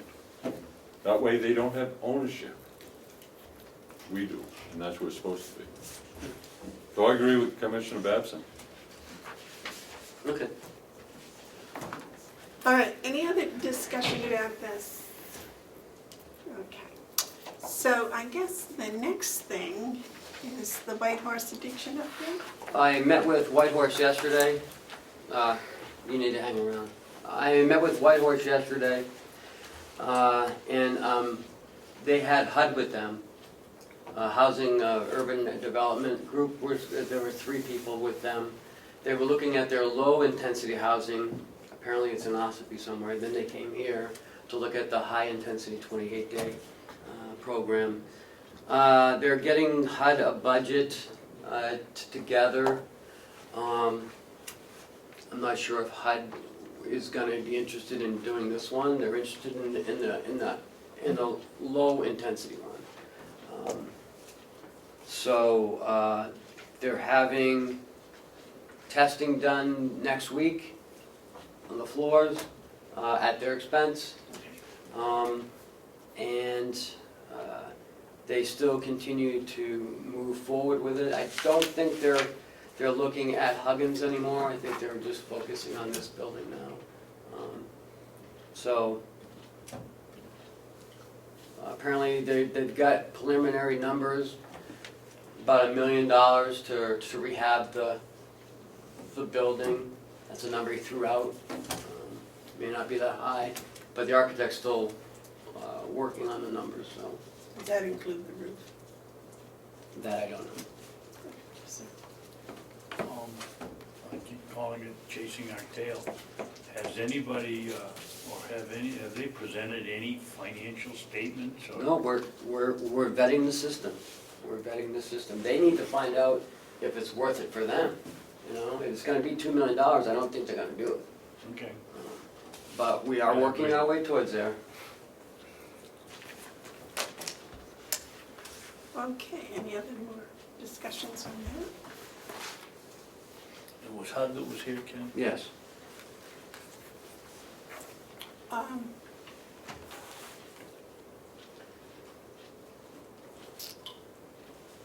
Madam Chair, I was wondering if I could ask you a question. Yes. Could we break and go into non-public and then come back into public, because one of the non-publics you'll want to discuss in public after I update you. If that's okay. Normally we like to save it for the end. I'm fine with that. Okay, what did we stick, did we stuck something on the end? No, we already did it. Okay. Which session? We just did it. All right, I'm gonna do all non-union and then come back into public. I mean, we'll do all No, public. non-public and then come back into public and you can make your announcements. Madam Chairman, And during the public, when we come back, we will discuss talk it. about the House bills? Yes. Okay. Yes, sir. I make a motion that the commission go into non-public under RSA 91A3:B, or let's go ahead. I'd like to eliminate that one because we're not doing the, Okay, so just session 2 and 3. session 2 and 3, and I want to give the citation. It's 91A3, paragraph 2, small a, is that the correct one? Yes. Which includes the dismissal, promotion, or compensation of any public employee, or negotiated with respective collective bargaining. And in that one, there will be no minutes taken. So moved. We need a second. Second? Motion Roll has call. been made and seconded to go into non-public for reasons stated. We'll have a roll call vote. Discussion, Madam Oh, Chairman? discussion. Commissioner Hounsel, what did you say about session 3? I'm just reading here, I think I've read what it says, it's paragraph 2, RSA 91A3, paragraph 2, small a, the dismissal, promotion, or compensation of any public employee. Then you went on to say something about a non-meeting. Yeah, then the other one, Session 2. the other one, I don't think actually, now that you bring it up, we need to even vote, because a strategy or negotiation is not considered a meeting under 91A. Oh, okay, We can meet anywhere. you were reading session 2, I was. I was, looking at I'm sorry. Okay. Actually, we can go in and discuss it, but it's not really a meeting. Right. No, So therefore, minutes don't have to be taken. Right. Right. I have no problem, I was just reading 3 and didn't see it. Well, he added that on as he read the read. Any other discussion? No? Could we take a roll call vote, please? Commissioner Hounsel? Yes. Commissioner Bevard? Yes. Commissioner Babson? Yes. Do you have any idea how long this will take? Probably, session 2, why everyone's here, probably about 15 minutes. And then session 3 would take about 5 or 7 minutes. So about 20, 25 minutes at the most. I'd say 25 minutes at the most. Noon. Well, that's what I was thinking. Should we then break for lunch or? No, we'll go right through, because when we come back in, it should only take 15 minutes to close everything out. Okay. Did you get all that, John? Ken takes You it get- and then okay. it comes back to me Gotcha. as it comes through. We are back in public session. At 12:15. We are not going to seal the minutes. And it is 12:15, yes. Next on the agenda is administrative updates. In your packet is a couple House bills.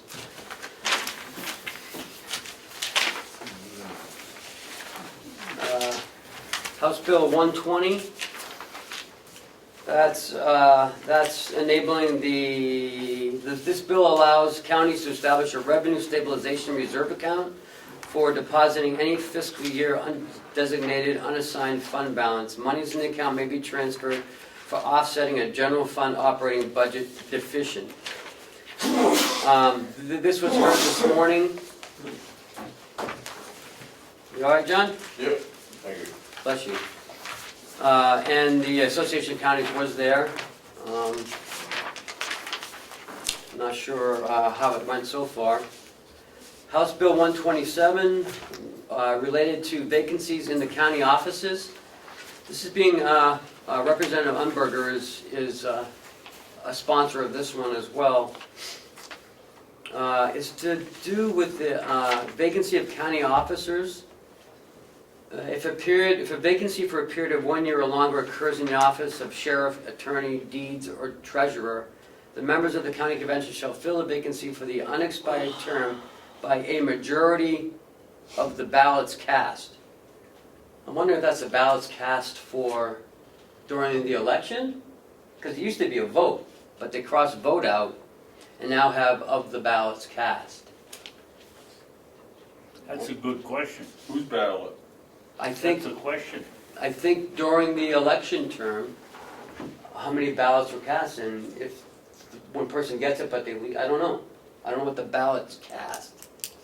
Does it say the majority of the ballots cast? Yes. So that would be, second place would be, Or are they talking about a secret vote? Let me read it one time out loud. Okay. And I'm gonna read it the way it is now.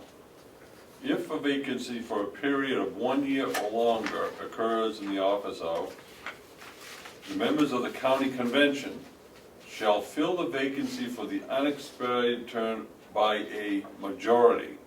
All right, that means a majority of the delegation. So if you have 15 members to the delegation, it would require a majority or 8 of them. However, if on the day that those votes were cast, they had a quorum of 10, Gotcha. 6 could fill that vacancy. So actually, it's yeah. not a bad move at all. I got you. Yeah. It's another way of saying it is of those present and voting. No, it wouldn't, no, ballots cast is the way to do it. They're good for them, that's good. The second one, though, is for the If majority you're not vote in the of the meeting, county you can't convention. cast a ballot. Right. A majority of the ballots cast. All right, so if someone's in the meeting, they don't cast a ballot, then they're not considered as part of it. Someone could go and abstain, that's not a ballot cast. I like this. So is a ballot, Go ahead. is a ballot a written, No, just You a write vote. it? Okay, A I'll vote vote. would be considered under this. okay. You know, if they said, all in favor say aye, there's your ballot. Oh, okay. It's not, it doesn't say written ballot. Okay, let's go one step farther, Mark. Yes. What would be the purpose of doing this?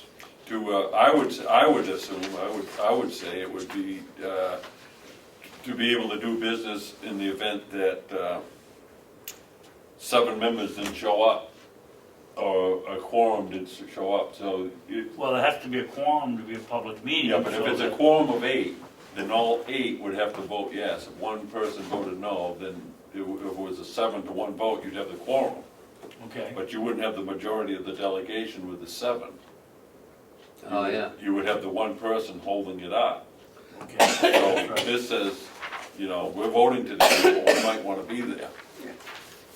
You know, so it's a lot cleaner way. I think it's, I wonder why they left the fact that if it's less than a year, then it takes a majority vote of the, just a majority vote of the convention. I don't know, I'd have Well, because I think this is the one that goes on to say that those positions will be filled by the next general election. I haven't had a chance to read it all. Yeah, Commission District. Okay. Anyway, Ken, I wanted to ask a question on the, on House Bill 120, the, 120? Yep. the reserve. It says money in the account may be transferred. That's for this bill allows counties to establish a revenue stabilization reserve account for depositing any fiscal year undesignated, unassigned fund balance. So if they pass this and they establish the reserve account, where does it say they have to put the undesignated or unassigned fund balance in that account? I think this is for, say you wanna have a capital improvement plan, and you wanna put in, say, $100,000 a year for the next 5 years, they can do that. It looks to me like it goes the other way, Kenny, that if you establish a capital reserve fund, that's the Where only does it say thing it that? can be used for. This would allow you to take the money out of it. No, Use this it is something else. It says, this one talks about, if you look over, about a deficit in the operating fund balance. A general fund operating budget that says deficit if occurred you for can most- use it to pay for that purpose. It also says under the analysis, monies in this account may be transferred for offsetting a general fund operating, budget deficit. Okay, Yeah. I've got a concern about. So you've got a capital reserve fund set up, you go 5 years and all of a sudden you had a bad year. You could take the money that was supposed to be spent on some improvement on your complex and pay off the deficit.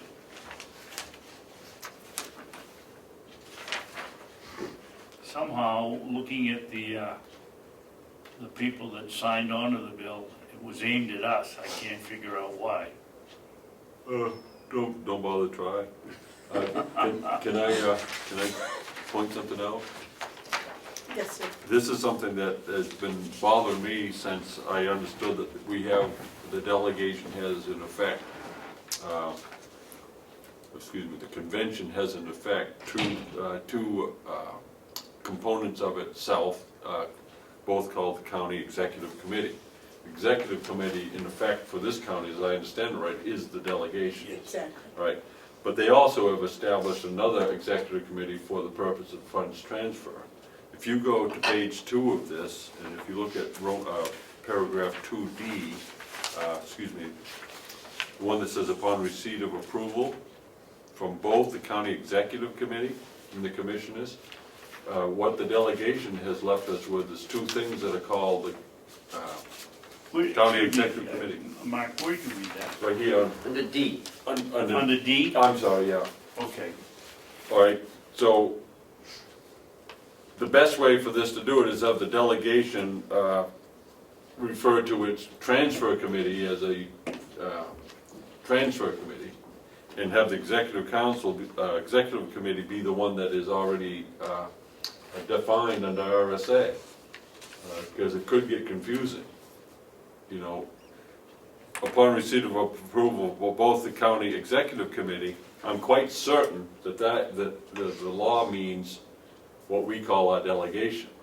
However, because they have two names for the county executive committee, it could be confusing if they were to think that meant their subcommittee of the delegation that does the approvals. So someone's got to change one of those names, and it should be the delegation more accurately describe the function of the transfer committee. Well, about a month after they set it up, we went through that, They haven't changed it yet? and they never changed it. Huh. Well, I think we got to ask them again, because the one thing you wanted to have is, Consistency. yeah, you don't want to include confusing language, and this is. So now, as I read this, I understand now why they're doing this. What? In E, it says, no available balance in the revenue stabilization reserve account shall be used for any purpose other than those authorized by subparagraphs C and D without the specific approval of 2/3 of the county convention. Mhm. They've been taking money out of the fund balance to offset some expenses. Right. And I think this is what they're trying not to do, is to just use it for budget deficit. And, because it says here, you need to use it for the general fund operating budget deficit. And that is because the revenues, or general fund revenues, that were less than the budget estimate. According to one of the representatives, the delegation has been using it as an ATM. But, I mean, they can do that now, because they have that authority.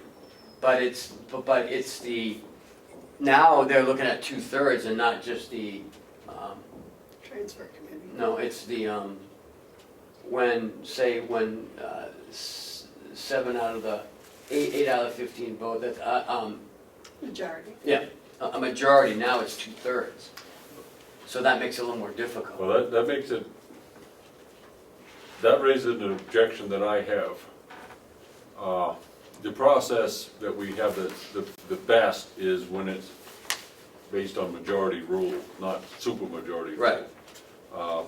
And I understand, I accept that there's certain times when you want to have the supermajority, like for a bond issue in a municipality, because you don't have all the people showing up, so you want to make sure.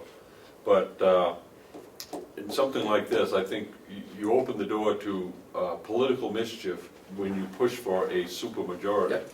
So I would like to have this be a specific approval of the majority of the county convention, or as they said, those casting ballots. This. Well, you wouldn't want to do casting ballots because that would be the day that only 8 show up. Right, but what I would say is, I'm fine with this, except I have a philosophical objection to supermajorities in a democracy. Then you should speak with your representatives. Oh, I shall, and I do. Yeah, because now it's a majority, but now it's looking like it's a Unfortunately, he's one supermajority. signed up here. Yeah? This is on paper and it's a legislative process, and, you know, we can ask them to change that. Maybe they will, maybe they won't, but nothing wrong Well, with that. it was heard today, Yeah, so, they probably didn't exact on it today, and, you know, and Why don't I they fully go- intend to call. It hasn't come out of committee, has it? Voice my Oh, it has? concern. It could come out of committee and. I don't know how that part What works. committee go to? Municipal, didn't it? Yeah, it's the municipal, state, county municipal, Did the county take, yes, did the association take a position? Yes. For or against? against. Okay, so this isn't gonna be exact today.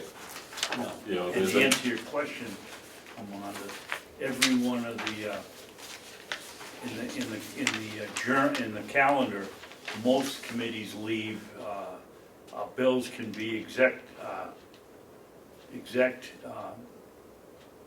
when time allows, so that they really shouldn't do it. They should announce when they're gonna do a bill, so that the people that are interested can come in and listen to the arguments. We never did it in my committee. We always said when it's House Bill 102, that's what we're gonna hear for the executive session. But you get municipal and health and human services with hundreds of bills. Yeah.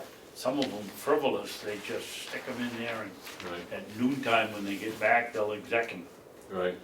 The House is better at giving people warning than the Senate. The Senate's Oh, at the- absolutely. The Senate, I'll just. Senate might as well be in a submarine. I have witnessed the executing of bills under the breath of Senate members while the bill was still receiving testimony. So, you know, it is a sausage factory. Okay, that's it for bills. Now we have the Hales location. Did you get a reading on whether we should be in meetings or not for that? Well, I have not yet. That's gonna take a little while. So here's a check for the Care Plus ambulance that needs a signature.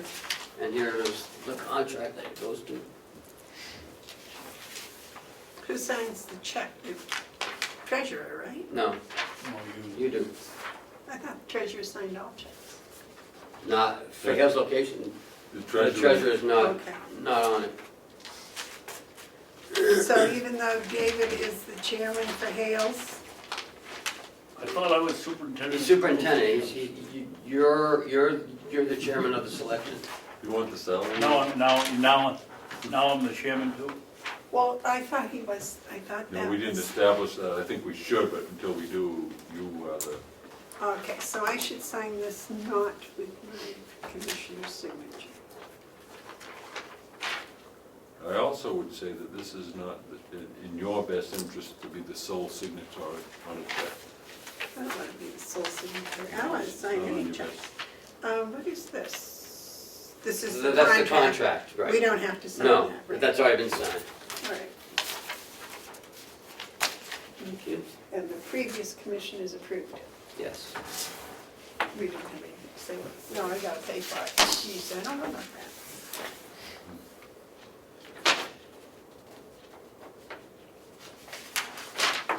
I would like to see that, Chair. I just want to see that. Oh, yes, sir, sorry, it normally goes down there. Here's the contract for the assessment and the appraisal services.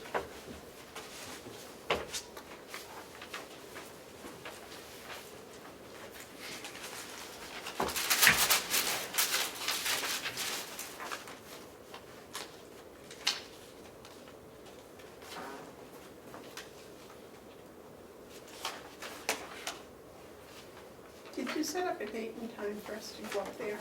She has not gotten back to me yet. Here's a bank statement.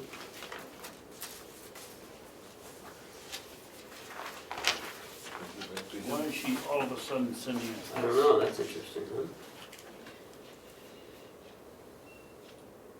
You gonna date this? Cheryl had a point of information.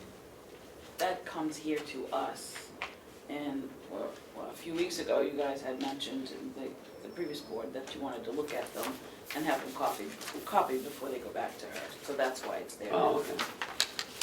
That's why this is here? Yeah, This goes to you.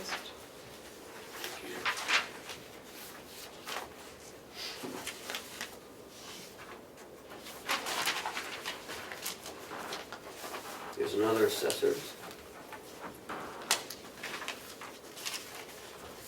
Why are we signing two of them? I don't believe they're the same. Unincorporated places, Hale's location. This is FYI. With the first one, did you get this one? I signed that one, I haven't seen any other than, This is another one on the assessment. I want to, Yep, it's the same one. I want to sign. So we get one copy and they get one copy, I don't. Oh, yeah, two copies, one goes to the assessors and one stays in the office. Oh, this is from, yeah, I remember, you guys wanted to know if you had enough money for this action. Thank you.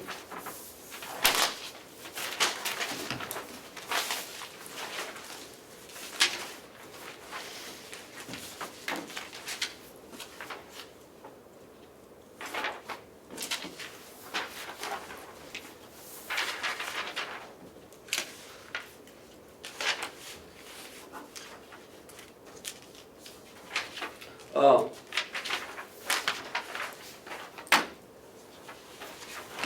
This is a job description for, this is Kathy Dozard's job description. Her contract's coming due on the 27th, so Ken, can you? I'm gonna make copies of this Make and a give it to copy you guys and- before you go today. Yep. There's, Is she coming in before the 27th, or we gonna meet with her before? Probably not. This is a bank statement for you guys to look at. These are the ones that tie up her deposit with what the bank statement says. Oh, the reconcile. And Well, this- not really, but that's This her is- way of When reconciling. she takes money and puts it in, they give her the receipt. Oh, okay. And then this apparently is where she puts it into her QuickBooks. She used QuickBooks. Looks like it. So do you send these back to her? yes, she would like a signature on them, Okay. Each one, yes. it's not a, no, that's treasurer's. And she doesn't need all of us. Do we need to sign it or just initial it at the Initial top? it or whatever. That's the chairman's job. She asked for a signature, but whatever you guys. All right, well, let me see, there's 960, because I don't know what her QuickBooks readout is, so it's, You sign it anywhere, all she wants to do is make sure that we've seen it. That's the new one. well, I just want to make sure that Are they signing? the numbers are where it goes. Yeah, I didn't put that on there. I got these off the association, off the municipal association. I will add that. Okay. Yes. So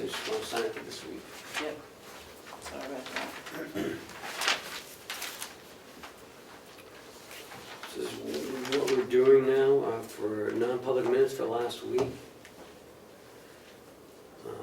It's a different format. There's the ones that should have gone off the municipal website. Normally we do them in non-public, but If you don't like that form, I can go back to doing it the other way. It's just what they suggested. I kind of like it because it has a little more information. It seems to me that like the job description of the person we just talked Here's about one. is, Huh. you know, why do we need to put all the reasons for the matters which if, consideration. Today's the 11th. It's just more reading.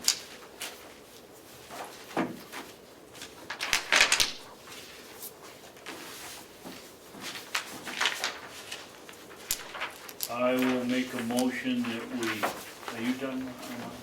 I'll make a motion that we approve the minutes and unseal them. Which ones? All of them? They're all, No, that's 1, 2, and 3 there. oh, I'm sorry, that's on, what do you got there, one? Well, There's Yes. section 2. 2 is on top. Okay, that's, I set, keep, approve and unseal section 2.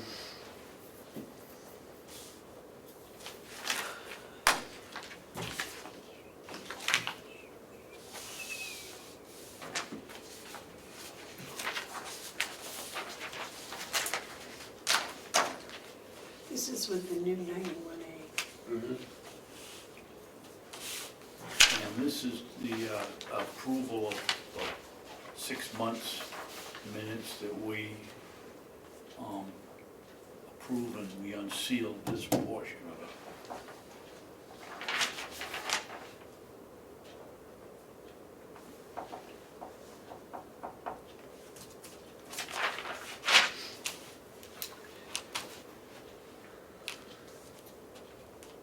So We what do you wish approve and for me unseal that too.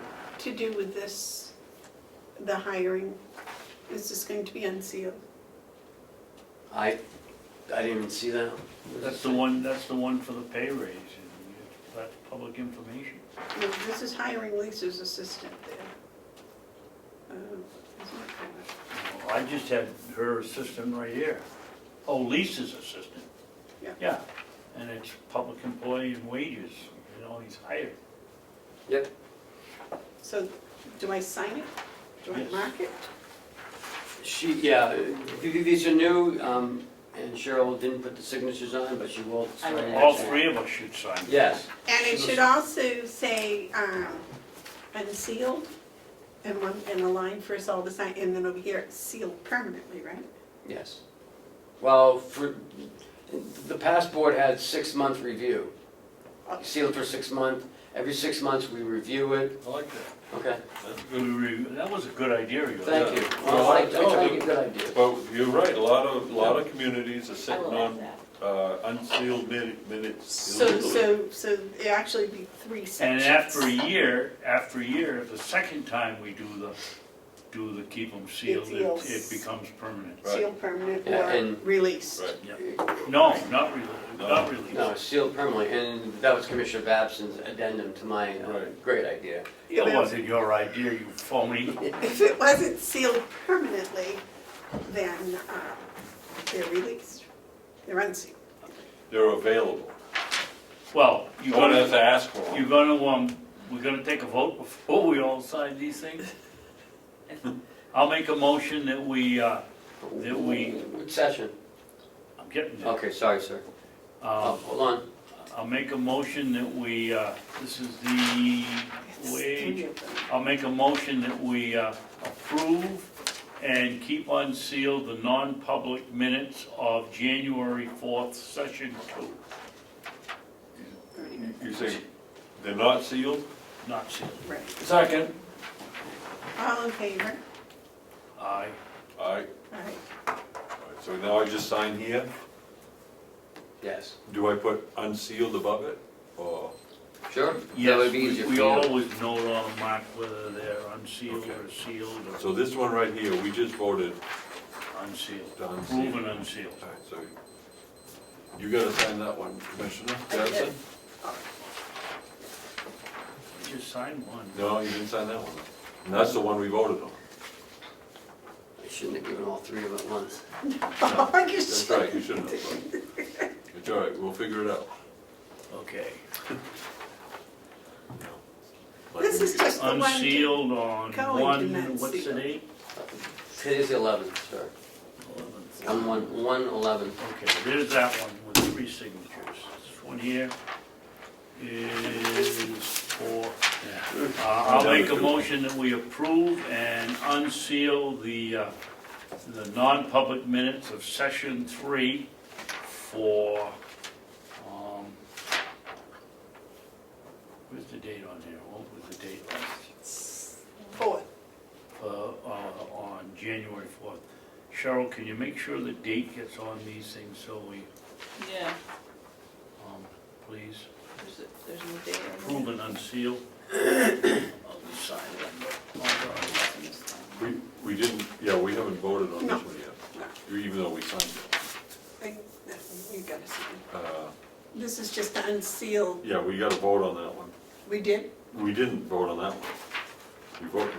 We voted on 2, Yep. but we I'll haven't. make a motion that we approve and unseal the non-public minutes of session 1, January 4th. The date is on this one, Cheryl, 2017. Second. All those in favor? Aye. Aye, Motion is passed. you got that all, Cheryl? No, Okay. I don't have a second on session 3. Oh, that was me. Okay. Made, seconded, passed. I tried to go that way so it stays. You all set now? Yeah. All right. Are there any other administrator updates? Yes, ma'am. We had the, well, here it says the executive committee, the Carroll County Delegation Executive Committee met on Monday, but it was actually the transfer committee of the executive committee. Met on Monday and approved two former transfers that I had sent to them. There was no issue. Had a little discussion. You were there.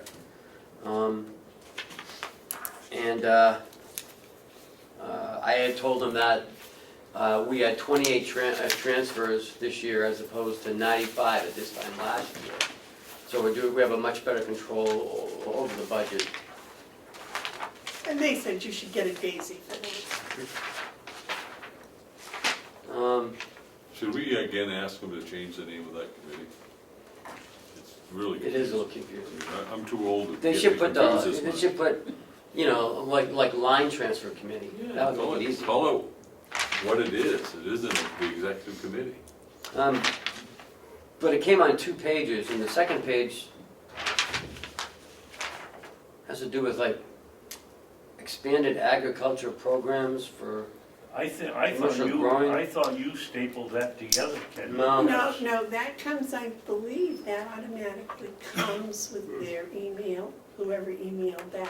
Representative Cordelli. That may come Oh, those are the automatically. minutes. No, he moved, these are minutes from his, last year from his executive committee when he took minutes. He just copied and pasted off of one other one. That's what happened. Because this is what they were talking about with the Mountain View Culinary Academy and their twilight meetings. So So never, that may have been an error. yeah, that was an error, yep. We have the list for the subcommittee assignments. The nursing home and the annex is Representative Nelson. He'll be the chairman of subcommittee again. Avellini, Cordelli, Marsh, and Butler. The new addition is Representative Cordelli and Representative Marsh. On the Public Works, Attorney Victim Witness, and that's going to be chaired by Representative McConkey, Chandler, Avellini, Cordelli, and Bucco. The sheriff and dispatch, McCarthy, Comeau, Crawford, Nelson, and Representative Knerk. The jail and the registry of deeds is Representative Smith is the chairman, Marsh, Crawford, Comeau, and Knerk. That's where they have the jail and the registry of deeds together. Huh. It used to be in multi-2 last year, I think. Multi-1 and multi-2 is Representative Umberger, is the chairwoman, Representative Cordelli, McCarthy, and Butler. What is that committee? That's the commissioner's office, that's the admin building, the HR, any other little ones that they have. And what's it called? Outside agencies, multi-1 and 2. Oh, I got multi-2, it's the nonprofit. They haven't combined this year, so I don't know what they're doing. It used to be the attorney victim witness was in the registry of deeds, so that'd be like multi-1, but they've combined the public works with the attorney and victim witness. So that's that. And upcoming events, the Commissioners Farm Committee meeting tomorrow at 9 a.m. at the UNH Cooperative Extension Office in Conway. So they're moving it from here up to there for tomorrow's meeting. What time? 9 o'clock. January 16th is Civil Rights Day. We are closed that day here in this building. January 18th, next Wednesday's meeting is the resident breakfast. That's at Mountain View at 7:30. Mr. Administrator, I'd like to recommend that we start the meeting at 9 o'clock rather than 8:30. That's up to the board. Let me understand. We go over, we have breakfast at 7:30 with the residents. Yep.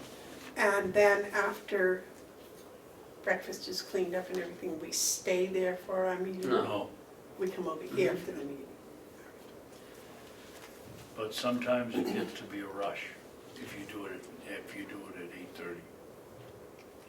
You gotta get there at 7:30 because there's no point in going over there and not talking to any of the residents or any of the employees, just sitting down and eating a meal and leaving. Well, So take some time while you're over there. it's always been my practice that when I go someplace,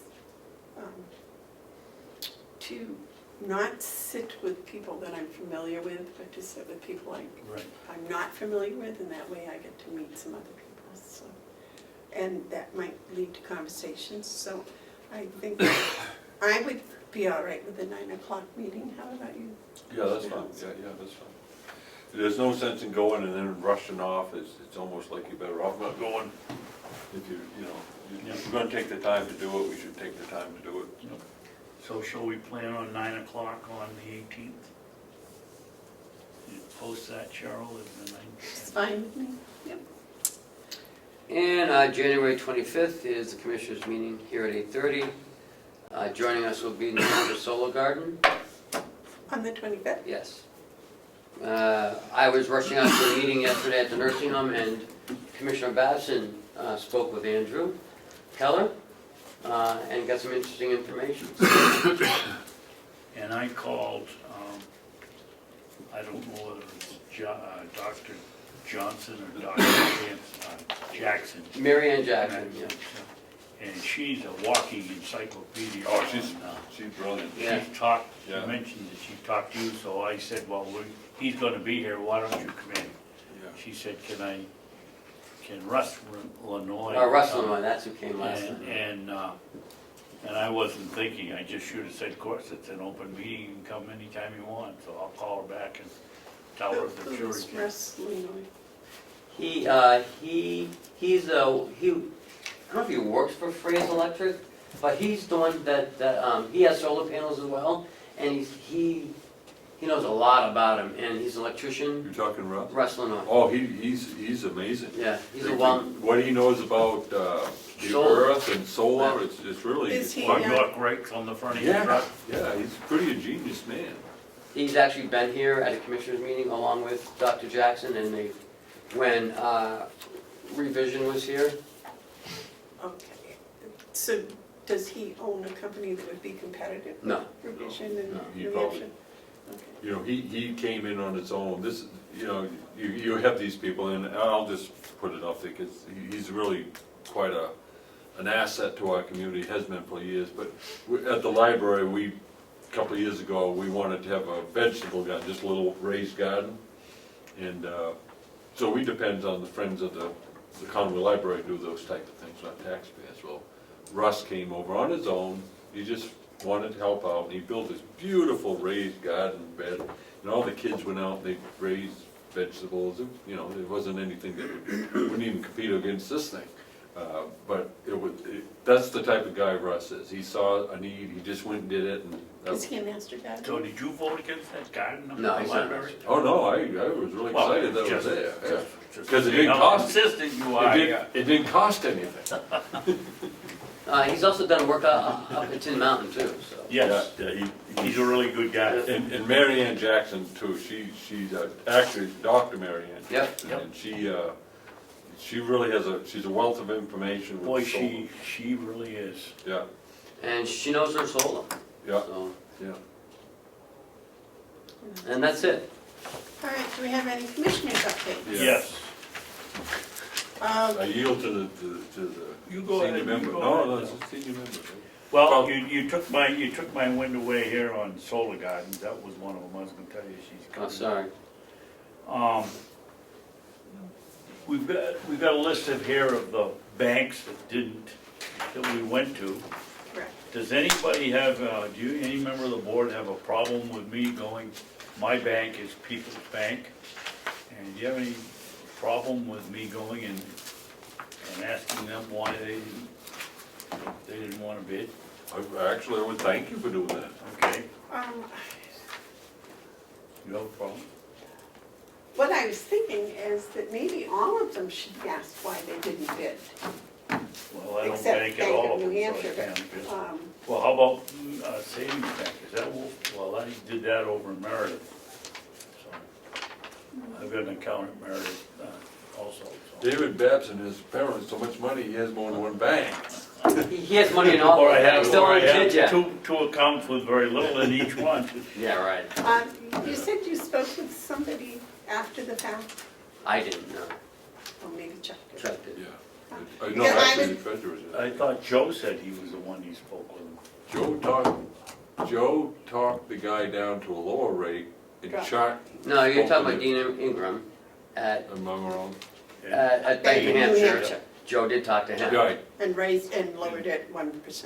And Chuck, Chuck. No, Chuck no, talked to TD Bank 10%. because the guy was out of state. on vacation or Out of town, something, yeah. yeah. What I was going to think about was asking if we could write a letter, if somebody could compose a letter and we write it from the commissioners, asking them, maybe if they would be willing to share why they didn't. And secondly, what we might do in the next, so next year, they would be willing to be competitive. Now, put that into proper English, that's why I don't write letters. Well, I think it's a good thing to do. We could ask a letter to be crafted, brought back to us, because I think it, with the Commissioner Babson talking to the people he knows, we write out the appropriate letter, we can find out, because it does hang out there. We're an operation, we're a government entity, we have the rate, the ability they to can't raise lose funds. money on us. You can't lose money. That's it. So they're turning away $18 million worth of potential business. I'd like to know why. So would I. Yeah. I'd oppose writing a letter. For instance, I can go to Citizens Bank up in Ossipee, I don't know them, but I'd rather go in person, and if the questions come up, ask them. I can go to people But that those I aren't the can I people don't- that go make the decisions. I was just saying, I Those aren't don't the know people if that that's make where he the sent it, he decision. might have went to the home office. Well, which is- that's why I'd like to go there and Yeah. have them tell me, oh, it came here and we sent it up to Yeah. the home office, or, or we sent it down to Boston at Citizens Bank, who knows where. Oh, you give the address I or like something? Yeah, I like Commissioner Babson's Paul Drake approach. Go out, investigate, find out. If he's willing to do that, then I much prefer that than a letter. I would too. Because it'll be a lot more revealing. Although it is quite a task, I put to you, but I would, I'm used to it around here by now. well, I would like to give him the support of the commissioners by making a motion that we authorize Commissioner Babson to make contact with whichever bank, with all of the banks, and asking them why they didn't participate. Well, I don't wanna get hung with doing all of the banks, Well, because I might, Well, if you're going to because do I don't wanna one, you drive, should I don't do wanna one, drive no? to Berlin, but it's certainly the three that I'm around all the time, no problem asking them. Citizens Bank is, But what about the other two? How are we gonna find out from them if we don't send a letter? well, one of our commissioners lives in Conway, doesn't he? Just a hop, skip, and a jump over the Just because I mountain. live beside a bank doesn't mean I have a relationship with them. Well, maybe we could send the letter and you could also follow up with those that you have a Well, why don't we relationship just with.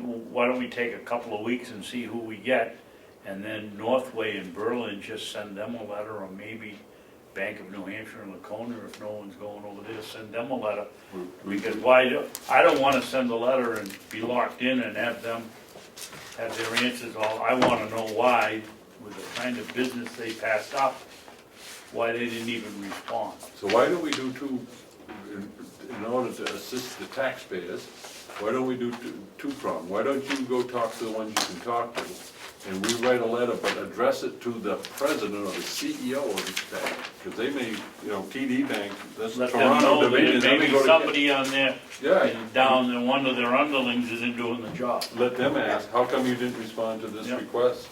TD Bank, you may end up in South Carolina or something. Toronto Dominion, they're out of Toronto, Canada. Is I'll that take right? that one, if you wanna pay my expenses, I'll Yes. go You go talk to them. CEO.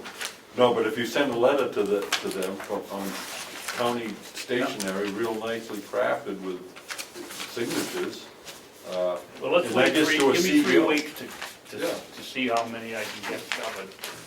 You mean to tell me you can't get those covered in less than 2 weeks? Huh. No. Next, that's fine with me, go ahead and take your time and do that. And then we will craft a letter to those that you can't get a response from, how's that? I wouldn't fax it, I'd mail it in an envelope with a good old stamp on it, addressed to the CEO. Well, Ken's gonna draft it, and then we're going to craft it and draft it, how's that? Oh, yeah, craft and draft, C and D it, we can. Yes, ma'am. There was a motion that Commissioner Hounsel made, and they didn't go any further than that, we just, They didn't even get a second. no, So the motion dies for the lack of a second. okay. Just, I want the record show that I have the board's permission to go see these guys. So do you want the motion? No, just as long as we all know I brought it up. You brought it. Did you have any other I did. commissioner updates? I did. Now, I'm not quite as old school as Commissioner Babson, but I'm pretty old school. But I'm not so old school that I'm gonna ever again drive a half hour to sign checks. We have a procedure that is really cumbersome. I would like to see us start a new practice, Commissioner, where we do not sign every check, but at this meeting, we have prepared for us the invoices and a manifest that we signed that authorizes those checks to be sent out. I don't think it's necessary that I know it's not necessary that we sign every check. I drove a half hour down here to sign checks, and then it was at least an hour to sign them, which I'm not gonna ever do that again. And then a half hour back. That can all be achieved just by having a manifest that we can review it. I'm not saying I'm not gonna look at them, but the tedious thing of going through and signing every check is not necessary. And we, again, we redundant and finished. We have the manifest with the invoice, we agree to it, we can sign it. If there's one there that we don't have, we can make a note on it. I do not authorize this one. That's what I'd like to see us do.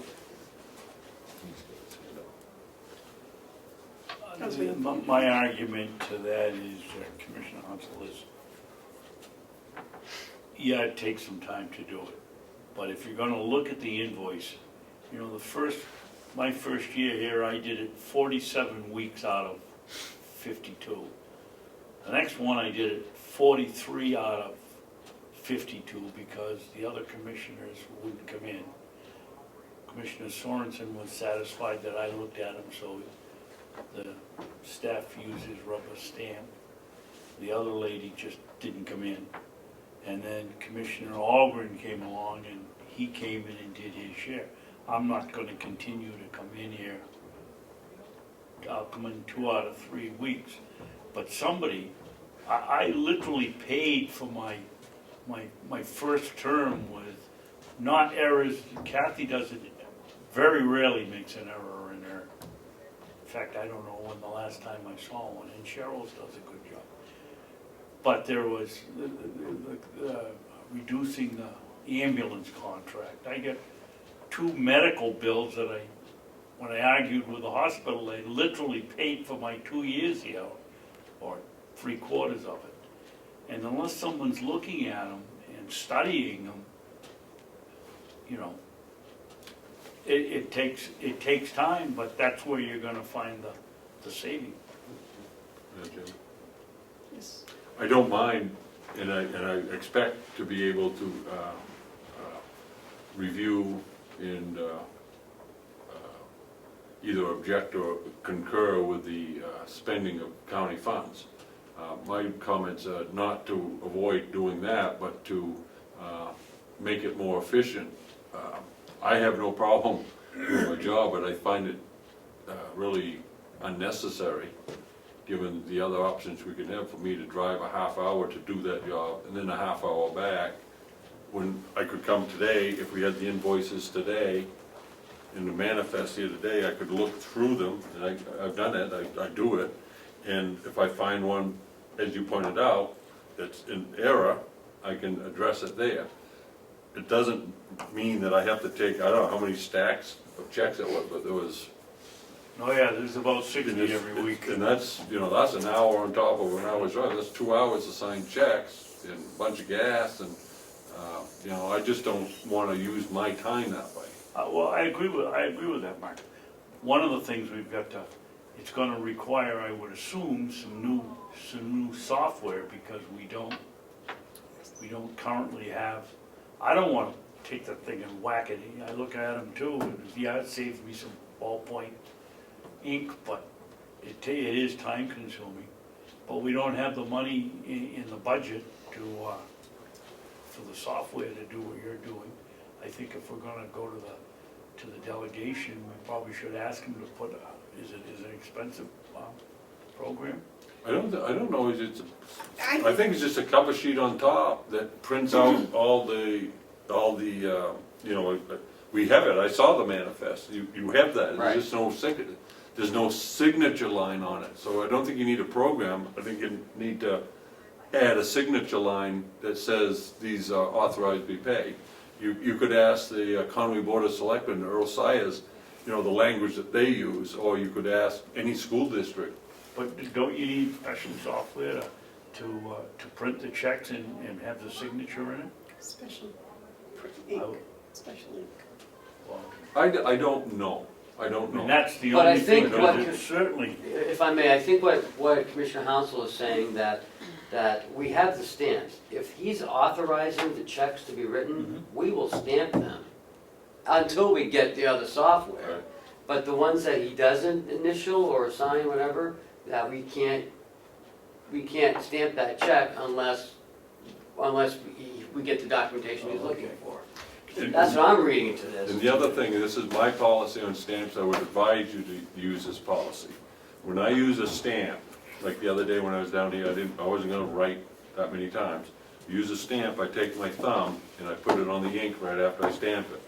You should have anyone that you authorize to use your stamp, make that a requirement. So if, for example, I said, Ken, you can use my stamp, he's got that permission, and he puts the thumbprint on it, and if a question comes up, who used that stamp, forensically, they say, oh, that fingerprint belongs to this individual.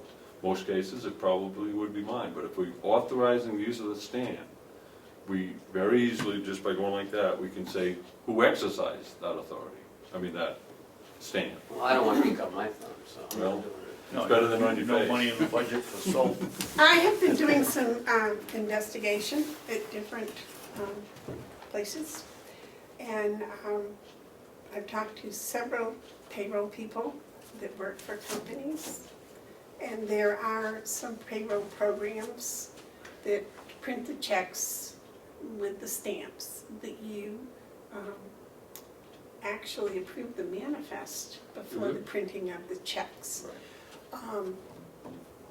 I haven't, one of them thought that Kronos had something that they could update, but I don't know. I haven't followed, that's as far as I've gotten.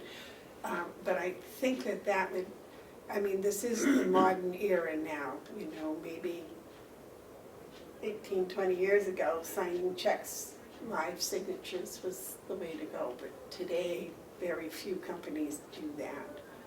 I was amazed when we did it. I understand checking the purchase orders and checking the invoices against the amount of the check. That's a check and balance. So I would like permission to continue, or maybe have Ken continue to investigate Oh, yeah. possibilities of Makes it better. updating. The county I came from did exactly that.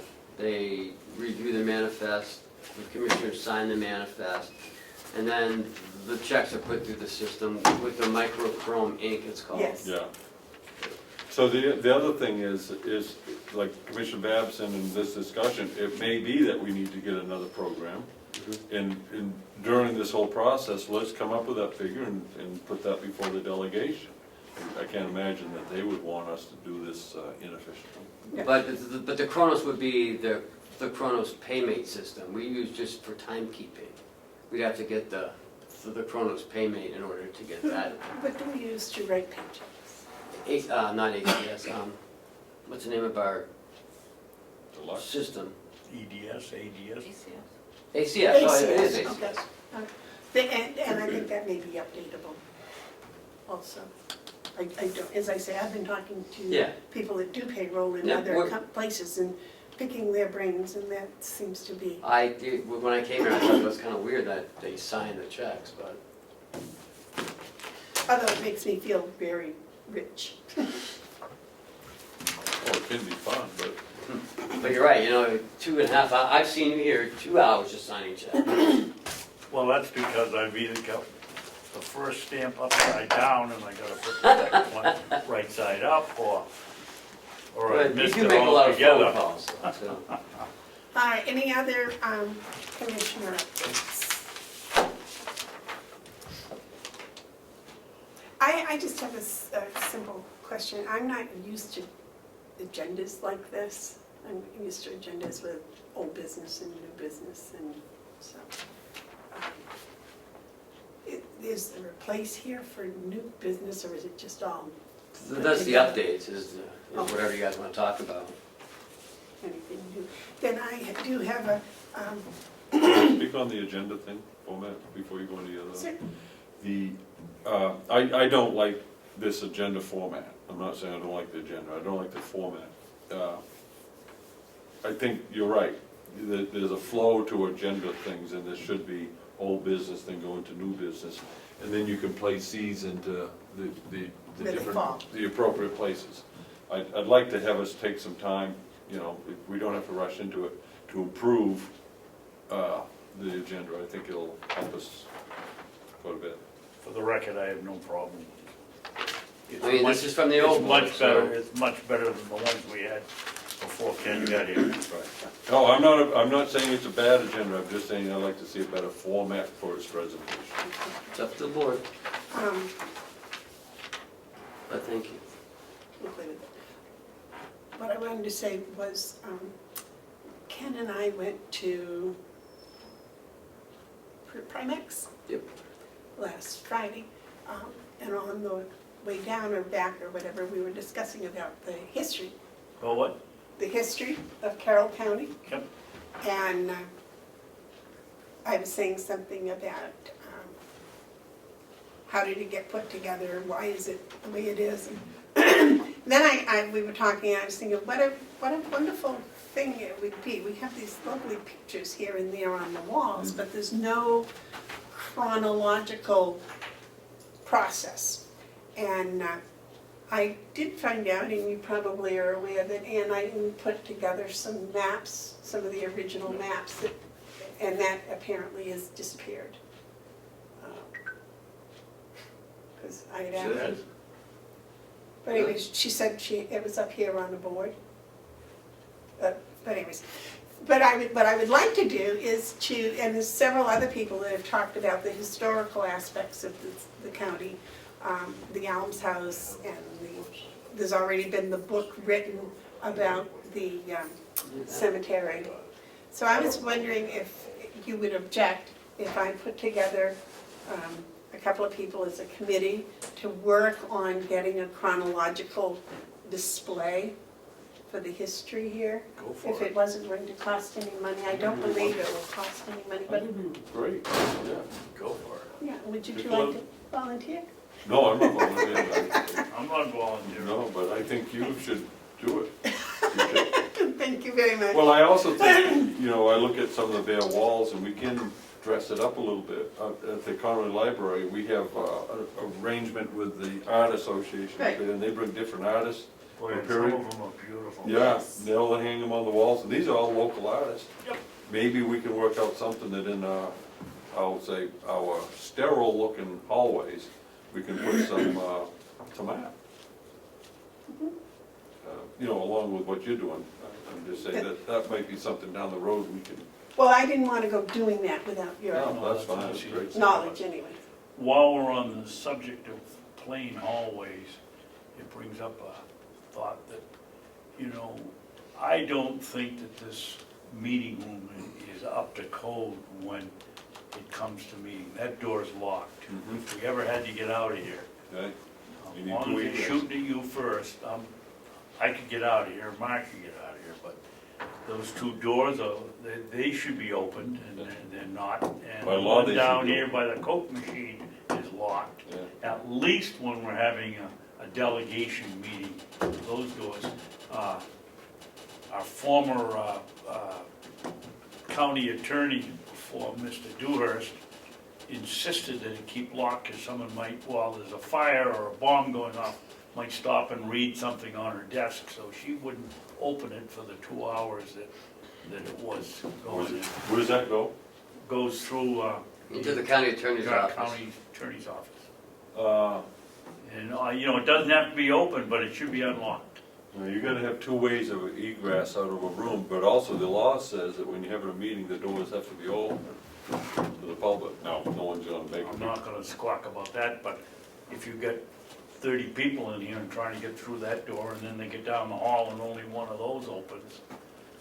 Is this stairway door locked? Yes, No, it's not.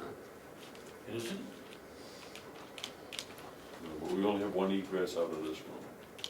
But we have two in the hall. I don't know if that would take a foot to open it if we needed to or not, but is that the county attorney's desk on the other side? Yeah, No. Yes. Oh, Oh, is that her I mean, office? that's her office. Wow.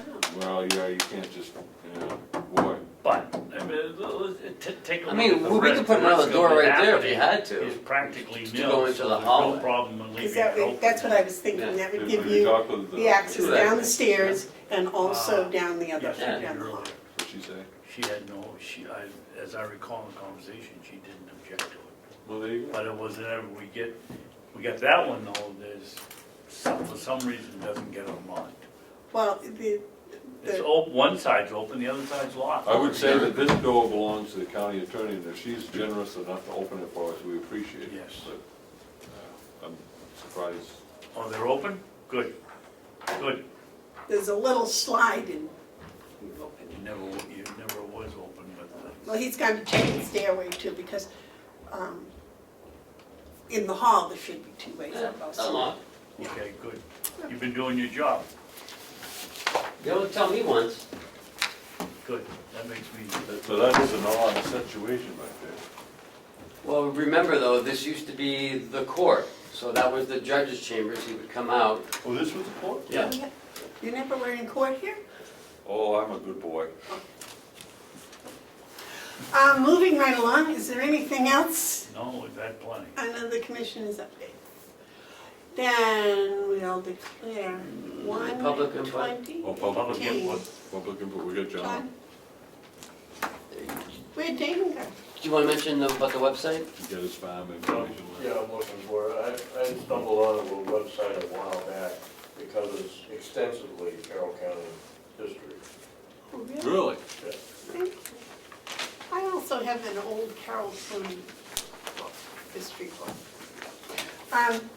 I will entertain the motion to adjourn. So move. Second? All those in favor? Aye. We are adjourned, and I will bring my bell. Are How'd it go?